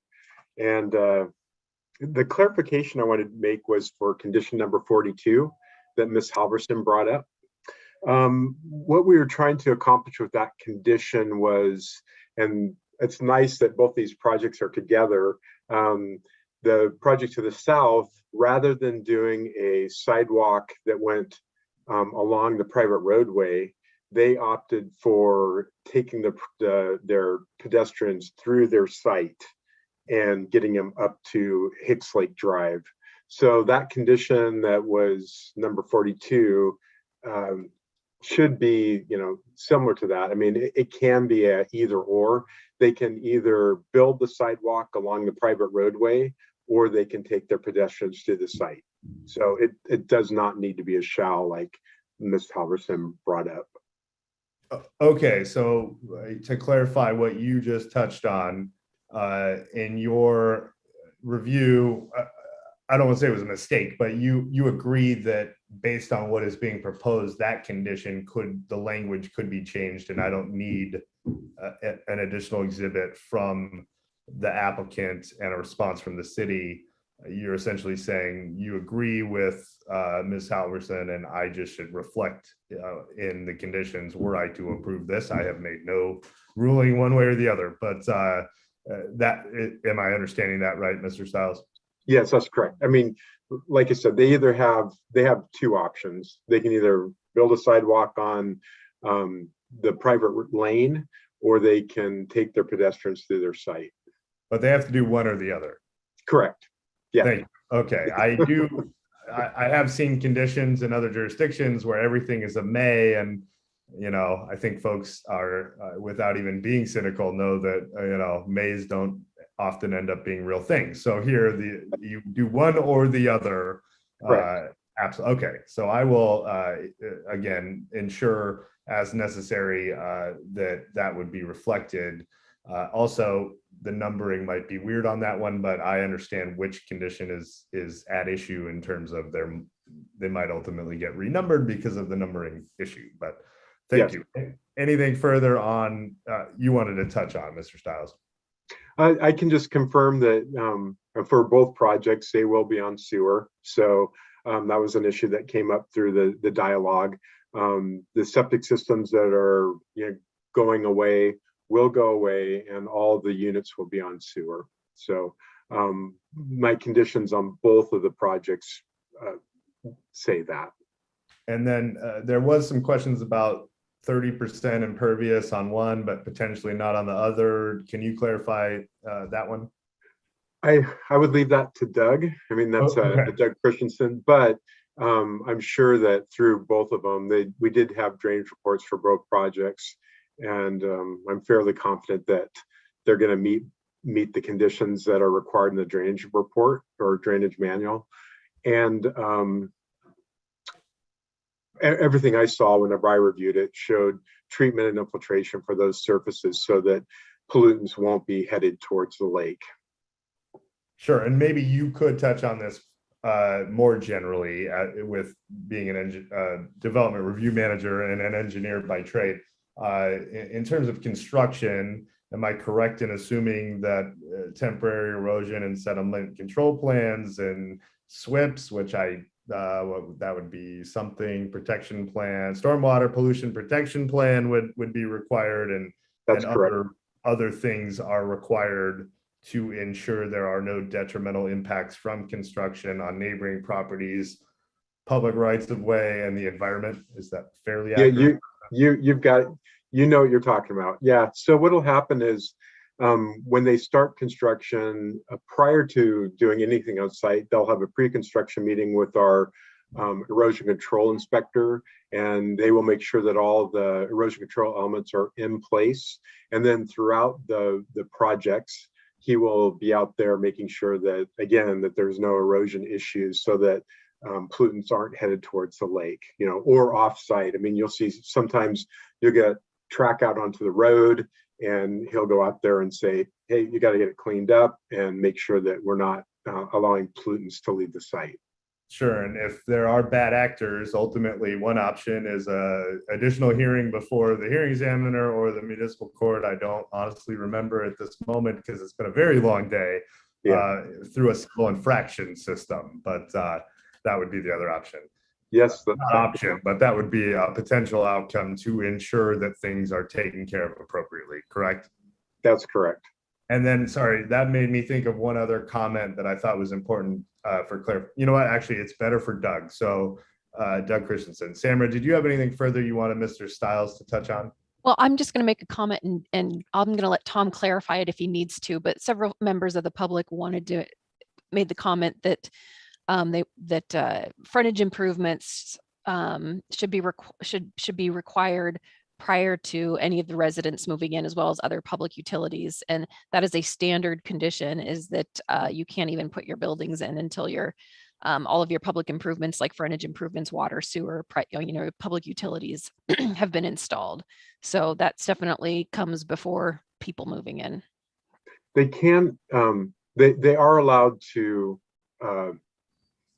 they can do a financial guarantee, like, because it did happen just on Mr. Gates' other project on Martin Way. They put up a financial guarantee and started to build, but you're correct in the fact that the way that construction occurs, it's a logical progression. So they'll put the sewer lines in, they'll do the roadway improvements, and then usually they'll build the buildings. So anyway, they're not going to be moving into the buildings unless those improvements have been installed and approved by the city. We're not in Phoenix, Arizona. Got it. You know, That's you don't get correct. to just put buildings without any water or sewer or roads or sidewalks, et cetera. And I think your other point about bonding was there are unique circumstances where, you know, a developer or applicant might want to put money up, as it were, and say, if we don't do it, you'll get this money. But the reason they're doing it is because, in my experience, you know, heavy truck equipment in certain situations can crush, you know, pervious pavers or something. And so you want to not create extra problems and work, and you do things out of order, but that's not the norm. That's the exception. And even with that exception, there is potential, you know, recourse through the city keeping the money and making it get fixed. Is that an accurate assessment? That is accurate. Yes. Excellent. Anything further, Ms. Seymour? Nope, I'll let Doug take it away. And I do want to note for folks worried about the other project, in my mind, all of the experts on city staff and are speaking, in my mind, to both projects. It's all fairly generalized. So I just want to be clear about that. With that, Doug Christensen, thank you for being here. Can you explain who you are and your role at the city? Doug Christensen, I'm Water Resources Engineer in the Public Works Department. I mainly administer our stormwater design manual. There was one of the last questions was about maintenance of the stormwater facilities. After the project's completed, who maintains those? It's the responsibility of the parcel owner. So whoever owns each of these projects would be responsible for maintenance of their stormwater facilities. Part of the stormwater drainage control plan for each project will include a maintenance and source control manual. So this is a manual that the design engineer will put together so that the parcel owner, the person responsible for maintenance, knows what facilities they have, where they are, how they work, and how to inspect and maintain them. Sure. And follow up on that. I know this is not a preliminary plat, but a common situation in a preliminary plat is a note that might say, you know, it's the HOA's responsibility, but if they aren't being responsible, the city has the authority to go take care of those facilities. Again, not a plat in this circumstance, but is there some mechanism in the code or in the documents that ultimately get produced whereby the property owner or developer needs to agree that if someone is not appropriately dealing with all the common facilities, not just stormwater, there's a way to go and fix it quickly without major problems? That's correct. Yes, it's in our codes. There we go. Thank you. And then actually, the 30% issue, I think, was the other thing that Mr. Stiles kicked to you in terms of the coverage. Am I misremembering? I'm sorry. It's been a long day. That might have been, but there was something about 30% in the shoreline zone, which I'm not really spun up on. Okay. I look at the impervious areas that go to the stormwater facilities, but within the shoreline, I can't really speak to it. Okay, Samara, Seymour, did you have a thought on that, or you wanted to? So yeah, that comment was, you know, that the 30% refers to, the impervious surface area in the urban conservancy zone. And I believe that the condition I put in this, that was staff was recommending, was that prior to basically any building permit issuance, that the developer submit a revised site plan that verifies that that impervious surface area meets that requirement. Okay. Okay. Any other members of staff, Ms. Seymour, you intended on calling on? I don't think so. I think we're good. Okay. Any final thoughts you wanted to share? And also, again, I think I had said next Friday for the applicants, if city staff would like to submit anything specific to this project to clarify, answer questions, et cetera, is Friday a reasonable amount of time? Not tomorrow, a week from tomorrow. Yes, a week from that would be fine. That would be a sufficient amount of time. Great. And the only other thing I just want to add is that I will be sending you all of, I've had a few more comments trickle in, and so I'll be sending all those comments that we received before the close of hearing today to you. So Sure, absolutely. And if you can just bundle everything as one, that would be great. But I think we went through what the exhibit numbers are with Ms. Halverson, and so I'd like to keep with that, if that makes sense. Okay, Ms. Halverson, anything final you wanted to say or clarify before we then move to the other project? No, Mr. Examiner, nothing further at this time. Thank you. Okay, thank you. So now I'm going to go to Mr. Graves. Thank you, Mr. Graves. And did you have specific thoughts or folks you wanted to call on? You know what I'm going to do here, because I know you have to catch a plane, is I'm going to try to be very, I'm going to try to be responsible here and condense things. But I think it's necessary to first respect the fact that the public has a bunch of personal comments, and I absolutely think that's pertinent, right? What we do as a group, as a community, is address our personal interests, and we combat that with a technical series of solutions, right? So here we are dealing with, I've got on my list, number 1, safety, number 2, traffic, number 3, environmental. I would say environmental probably comes before traffic, but that isn't what we heard today. Okay. But understand that traffic is part of the environment. So, you know, sure. Sorry. We've got connectivity and compatibility issues, right? So I'm going to talk real fast so we can get through this. But ultimately, we're all trying to share a vision, and we're trying to somehow take all of these ideas and filter them through a jurisdictional process that not only involves the city of Lacey, but also the state, particularly with shoreline issues, fish and wildlife, for environmental issues, and so forth. So I think the one thing that I walked away from today in hearing everybody's interests and concerns was that we are offered a very valuable resource in that, and those pieces of property that we should respect in reference to the context and our ability to shepherd these projects through a legitimate solution. In the meantime, I would like to just briefly say there was a gentleman, James Galuso, that talked about housing needs and what's going on today in the world. And it is a very pertinent commentary because we're dealt that deck. That's what's going on right now. So as individuals and community members, we have needs that are pertinent, and we have to deal with them responsibly as individuals and as a jurisdiction. So, you know, that's part of the drill, and there's no question that that is part of the equation. There was also a comment made by Pat Myers that asked about the reason for development, and I think that was a great question. I think the world's changed. I think that these properties are not necessarily an opportunity for investment, sole investments. I think that the world is tough right now. I think investment opportunity is tough. I think that opportunity to do anything that you care about, whether it's financial or personal, is difficult. My experience is that developers, really individuals, are taking more care about their projects than people tend to think.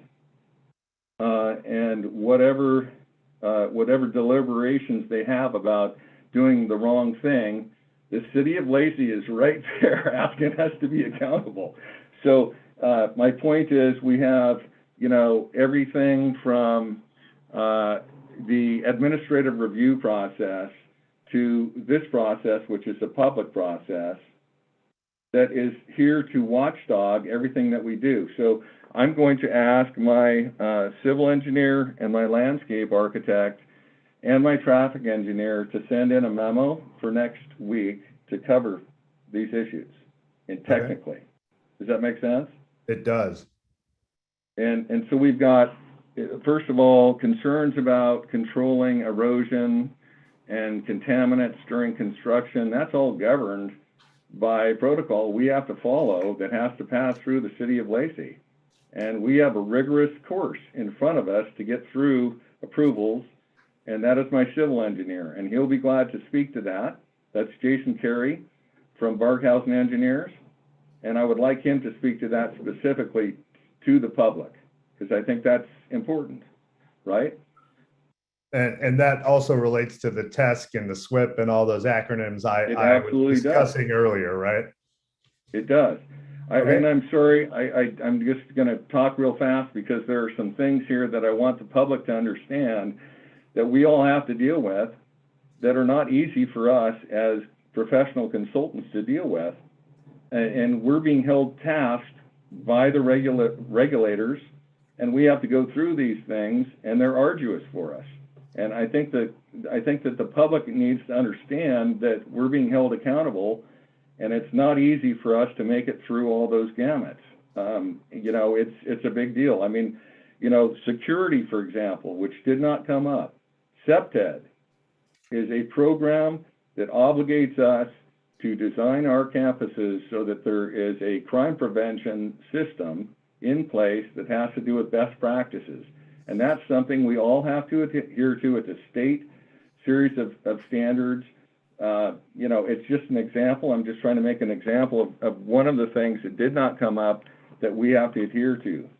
As far as the shoreline is concerned, and the concern for the shoreline, you have Department of Ecology involved at second base, third base, home base. I mean, it's something that we are all monitored closely for, and it's not an easy ordeal to get through without a serious oversight that brings us to the table with, you know, an obligation to be accountable. So I just wanted to make sure that everybody understands in the public that it's not the guys over here developing these properties with self-interest that are being supported behind the table with the jurisdiction. We are all working actually within what was developed as a reasonably sophisticated plan called the comprehensive plan that was generated in most of these areas 40 or 50 years ago that we all, as a community, decided to embrace and accept. There were compromises here and there that were not perhaps envisioned to be the best of worlds in the end, and we're all dealing with that. I mean, I personally live in a development, and I have somebody proposing to have a higher density development adjacent to mine. I have those same concerns. So I think all of us probably have those experiences, I would guess, everybody here, right? So it's not an isolated situation where we are trying to, you know, get through or underneath a veil of compatibility and responsibility. These are arduous tasks that we all take seriously, including the owners and developers. We all take it personally. And I think we're working, if I go back to my original statement, you have personal beliefs at the top, and you have technical avenues of solutions at the bottom, and you're trying to formulate an ability to get to the middle ground, which is what we all commonly envision as a responsible tact, right? So, I mean, I think, I'm sorry, I just felt like I needed to say that because here we are with two projects that are, I think, very supportable in all, you know, for all purposes of compliance and envisioned plans that was probably part of this thing 40 years ago. And now we're trying to execute it to the best of our ability to suit everyone. And it's very difficult and complicated, and we're doing the best we can, right? So with that, I just am saying that I will have on my list, it looks to me like my landscape architect needs to address how we're really being responsible about the tree tract and what we're doing with trees. And I'm going to ask her to also explain why storm drainage is very problematic when it comes to, you know, getting rid of the tree trunks. I mean, you've got an environmentally sensitive Department of Ecology directed storm drainage system to actually restrict the problems environmentally to the site that are affecting what we can and can't do with trees. I don't know how to simplify that with people, but I'll have my landscape architect address that and my civil engineer on the issues of our pervious area and so forth. The last thing, Mr. Examiner, is the traffic. And I'm sorry that my traffic engineer was not able to attend, but I did have a very good conversation this morning. And I just want to simplify for the public's good that, you know, what you look at for impacts for traffic are the worst intersections, what you're going to affect, so that you know where you're heading with all these things, and you make sure that everybody's accountable for those major things, and then you continue to refine things to a level that everybody understands where we're heading with things. And it is the intersection of 25th and Ruddle. And I looked over the peer review that was provided by the city of Lacey, and I talked to my traffic engineer, and he agreed that the information varied a little bit from his analysis, perhaps because of the timing that the exercise was taken. But he said the results are consistent. And if you want my traffic engineer to address that, I will. But he's saying that we're still all on the same page in terms of our responses to accountability for safety and what we're trying to do with our traffic impact. The last comment is everybody needs to understand that unfortunately, as members of the community, we are parts to the whole. And what that means is there may be pieces of this equation that are resolved in the next phase of development or the next phase of change. And I think everybody is trying to do the right thing. I don't think anybody's trying to destroy opportunity for holistic integrity. We're all trying to work towards the same thing, but it's tough to know that, right, as an individual in a community. But the next development has got to adhere to the city of Lacey standards, and the city isn't the city is us. The city is us. So that's my speech for the end of the day. And it's okay, Mr. Graves, to clarify your plan. My understanding was you were going to have several members of your team produce a written response by next Friday. It would be the same date, I would suggest, as opposed to testify now, or were you hoping to call on folks now? I mean, I can now, but I think that, you know, our issues, in my mind, based on my notes, are very succinct. And so I don't think it's necessary to go there. I think we just can address it, hopefully responsibly. My traffic engineer will address the peer review and calculations and the testimony today, and hopefully be confident about initial findings and pivot accordingly to demonstrate responsibility. I will have my civil engineer address protocol for erosion control and the limitation of our 34 versus 30% pervious in the urban conservancy. And I will ask my landscape architect to address and clarify how we're dealing with tree preservation. Sorry, my list. My confusion, Mr. Graves, is are you hoping to call on any of those folks this second to briefly discuss something, or a report, or both? I'm just trying to understand where we are at in the process.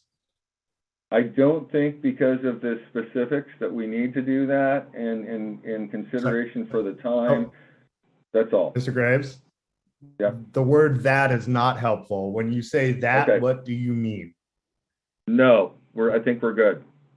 You're gonna have written comments instead, is that right? I'm proposing that we have written comments to follow in lieu of any kind of additional commentary from my team. Right now, okay, so there will be written comments, so I wanted to clarify. And Mr. Fan, hopefully you were taking notes. My intent, I believe, had been there were 28 exhibits initially, I think. Correct. Or am I missing pages? Nope, that sounds correct. Okay, good. Did I ask that any other exhibits be admitted on this proposal yet? I don't recall. It's been a long day. There will be exhibit 29, all additional comments from there, okay. So 29 is going to be any additional comments that were received by the end of the hearing today that I had not yet received. So essentially everything from the moment of the staff report till the end of today's hearing. That'll be exhibit 29. And then what I just discussed with Mr. Graves, I'm going to suggest exhibit 30. It doesn't have to be a single document, Mr. Graves, but I'll group it as one document, which is going to be the applicant's sort of clarification and response from what they heard. So does that track with you, Mr. Graves? It does, and just for the record, 2 additional items that I'm going to make sure are covered. There was a reference to garbage on our proposed on our site adjacent to a property owner. I don't believe that it's in proximity as he believes, and I'll clarify that. And there was one other issue related to the trees and tree preservation that buffers those residential areas. Those trees and foliage are on their property, and they significantly buffer them from our development while we are preserving natural vegetation on our side, but I'm going to make sure that that's clear as well. Sure, and to clarify that final point, is that related to what I'll call the sort of island in between or some other residential property? When I say the island in between, I mean the existing residents that abut the lake but are sort of captured between the bounds. Right. There are residential properties on the southeast corner that create a notch in our property, more or less, if you want to describe it as such. And there's concerns about the buffer and what is, controllable by them and what is controllable by us. And I will assure them that we have accommodated that buffer properly. Excellent. Okay. Anything further before I go to Mr. Fant? I'm good. Thank you. No, okay. Nothing further. Thank you. Mr. Fant, one point I'm going to just bring up. I think one thing, if you are comfortable discussing it or that I didn't hear a ton about, but I think Mr. Graves was stressing the idea that Washington State has several legislative big laws, and one is the Shoreline Management Act of 1968, which I think ultimately was 1970 when it was the voters were the ones that pushed that and then got the politicians to agree by 1970. That's the big one, and that's part of what we talked about. The other is the Growth Management Act, or GMA, which is over 30 years old at this point. And I think part of what Mr. Graves was explaining was, how the GMA works, I guess. And if you could briefly touch on, the GMA essentially did require every jurisdiction of a certain size to locate certain areas for growth, and et cetera, et cetera. I do want to clarify, every jurisdiction is required by law to update that, I believe, every 10 years. So there was a comment about 40 years ago. Yes, that was the initial. There have been updates. And I strongly encourage members of the public that feel like they need to do more or have lots of free time, get involved when the comp plan updates happen. You can go work with city staff in Lacey or other jurisdictions. But again, that just want to clarify, if you could just very briefly touch on the comp plan, and then I'll let you move on from there. Yes, of course. So just as you mentioned, the GMA leading into our comp plans, they are updated, and I believe we have one coming up in the next couple of years. So when this was originally designated as high density, it has been reviewed through each and every one of those comprehensive updates throughout the years, if that addresses your question. Sure. And I guess ultimately in Washington, the way I would phrase it in my mind is, there's a lot of public input. It's a political process. It takes years. Ultimately, the city adopts it, or county, depending. And then the zoning ordinances specifically are meant under law to implement that bigger picture comprehensive planning document. Is that? Yeah, the zoning would be the tool for that. Okay, so thank you. And now please, I think you're basically our last speaker, I think. So go right ahead. I think so. As Mr. Graves touched upon in reference to Mr. Baum's concerns and the other local single family homes there on the southeast corner, the tree tract is a 15-foot buffer between variations in use, multifamily to single family in this case. That 15-foot tree tract, or there's a 15-foot landscaping buffer that will be there. And that includes as well, in this case, a tree tract. And so due to the combination of those two, the highest level of scrutiny within landscaping will be involved there. That will create that tree relief to help with those concerns. As well, the dumpster was a point of concern. That is something that could be addressed in design review, which is administrative and internal. It's something that's on the radar. It can be addressed.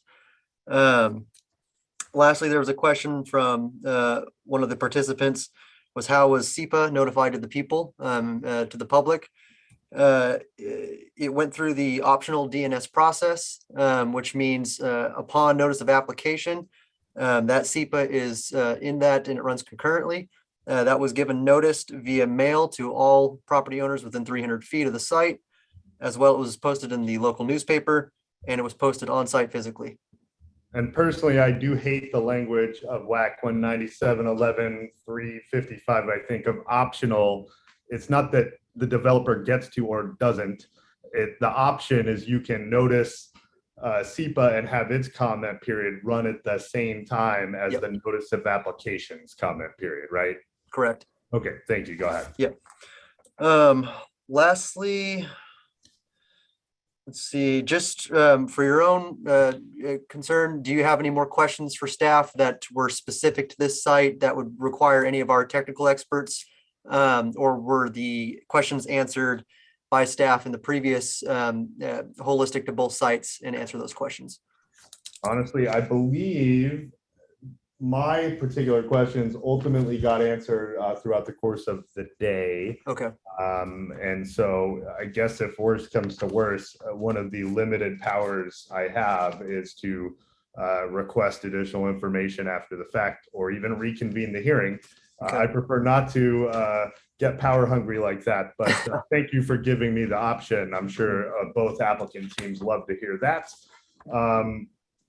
Speaking of options, I don't believe you touched on it, Mr. Fant, but in terms of you and the city's team, I will reserve and give you an option and any member on your team at the city to provide written comments as well in response to everything they heard, specifically related to the project that you have been reviewing. Does that make sense? Yeah, that makes sense. If there's something that we see that needs to get that written comment, we'd be more than willing to provide it by the time frame that you've established for next Friday.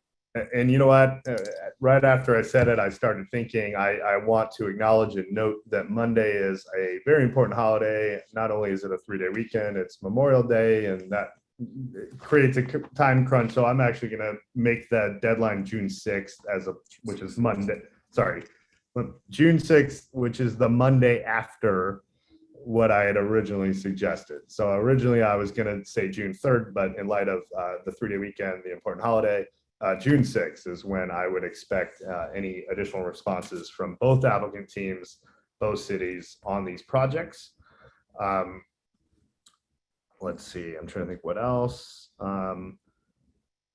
Boy, I'm sure nobody wants to hear this in terms of development. There is strange rules when lawyers get involved, and Ben Cushman is an attorney. I do have the sort of option of allowing for some questioning of witnesses, etc. I did not even consider that option, despite Mr. Cushman's having his digital hand up for quite a long time. I'm guessing he maybe had intended on performing that function. I just knew it was going to be a major time crunch. So I am going to allow Mr. Cushman to submit if he so desires, not a requirement, but Mr. Cushman, who again, not in his role as a member of the public, this is Mr. Cushman in his role as an attorney representing a group of citizens. But Mr. Cushman, if you have any interest, I'll give you till, let's see, well, I'm going to say June 1st to put together any kind of brief argument. I know it's not a huge amount of time, but I also want to allow for a response from the parties if that happens. So if you're still there, Mr. Cushman, please join and speak real quick. Yes, thank you. I'll review things. I think there might be some clarification at least needed on what I previously submitted, and some, and there is probably a point or two that I thought could be expanded on from what I heard today. So I will check with my client and see if they want me to do that. And if so, I'll submit something by June 1st. And if not, you can assume that either they told me not to, or I looked over everything and decided that I didn't need to. Excellent. Okay, just wanted to acknowledge that you had a unique role today, and I didn't mean to foreclose the potential of that participation. So no, that's fine. I mean, we're almost 6 o'clock anyway, so we'll be done any minute, I promise. Okay. Finally, I note that okay. So ultimately, the intent and plan is that everything will be put into the record by June 6th. Normally, I make every effort to produce a decision within 10 business days of the record closing. I am just going to straight up acknowledge that I might need a little bit longer based on just how complex all of this is and the fact that we have two major projects. You know, I don't believe Lacey has ever had to wait very long on me. It's not going to be months and months, but it might be an additional few days. And if that's an issue, don't know what to tell you. I hope it's not, but it's super important to me that I, you know, take the time necessary to produce a decision that addresses everything. And the goal ultimately is recommendation, not decision. Just to be clear. Ultimately, the goal is that whatever I produce is thorough, and so that even if, you know, folks disagree with whatever I ultimately write, they at least feel that it was a fair process. They had the opportunity to be heard, and that is very important to me. So, did you have your hand up, Mr. Fant? No, okay.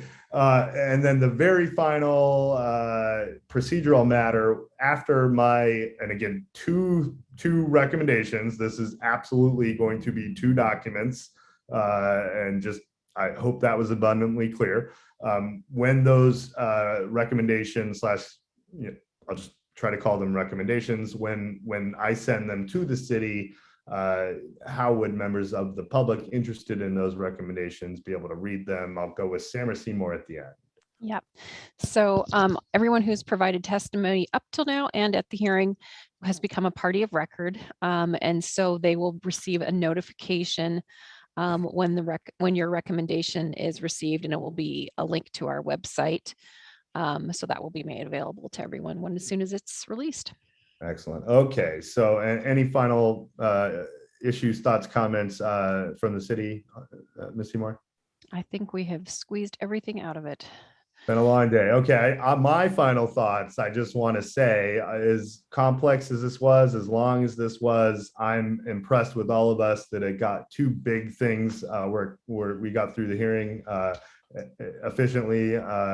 And further, I really want to thank members of the public for participating. I think that's one of the real hallmarks of a great community. And you know, so sure, it makes my job harder, but I really do appreciate what an engaged and active community Lacey is and how much people care.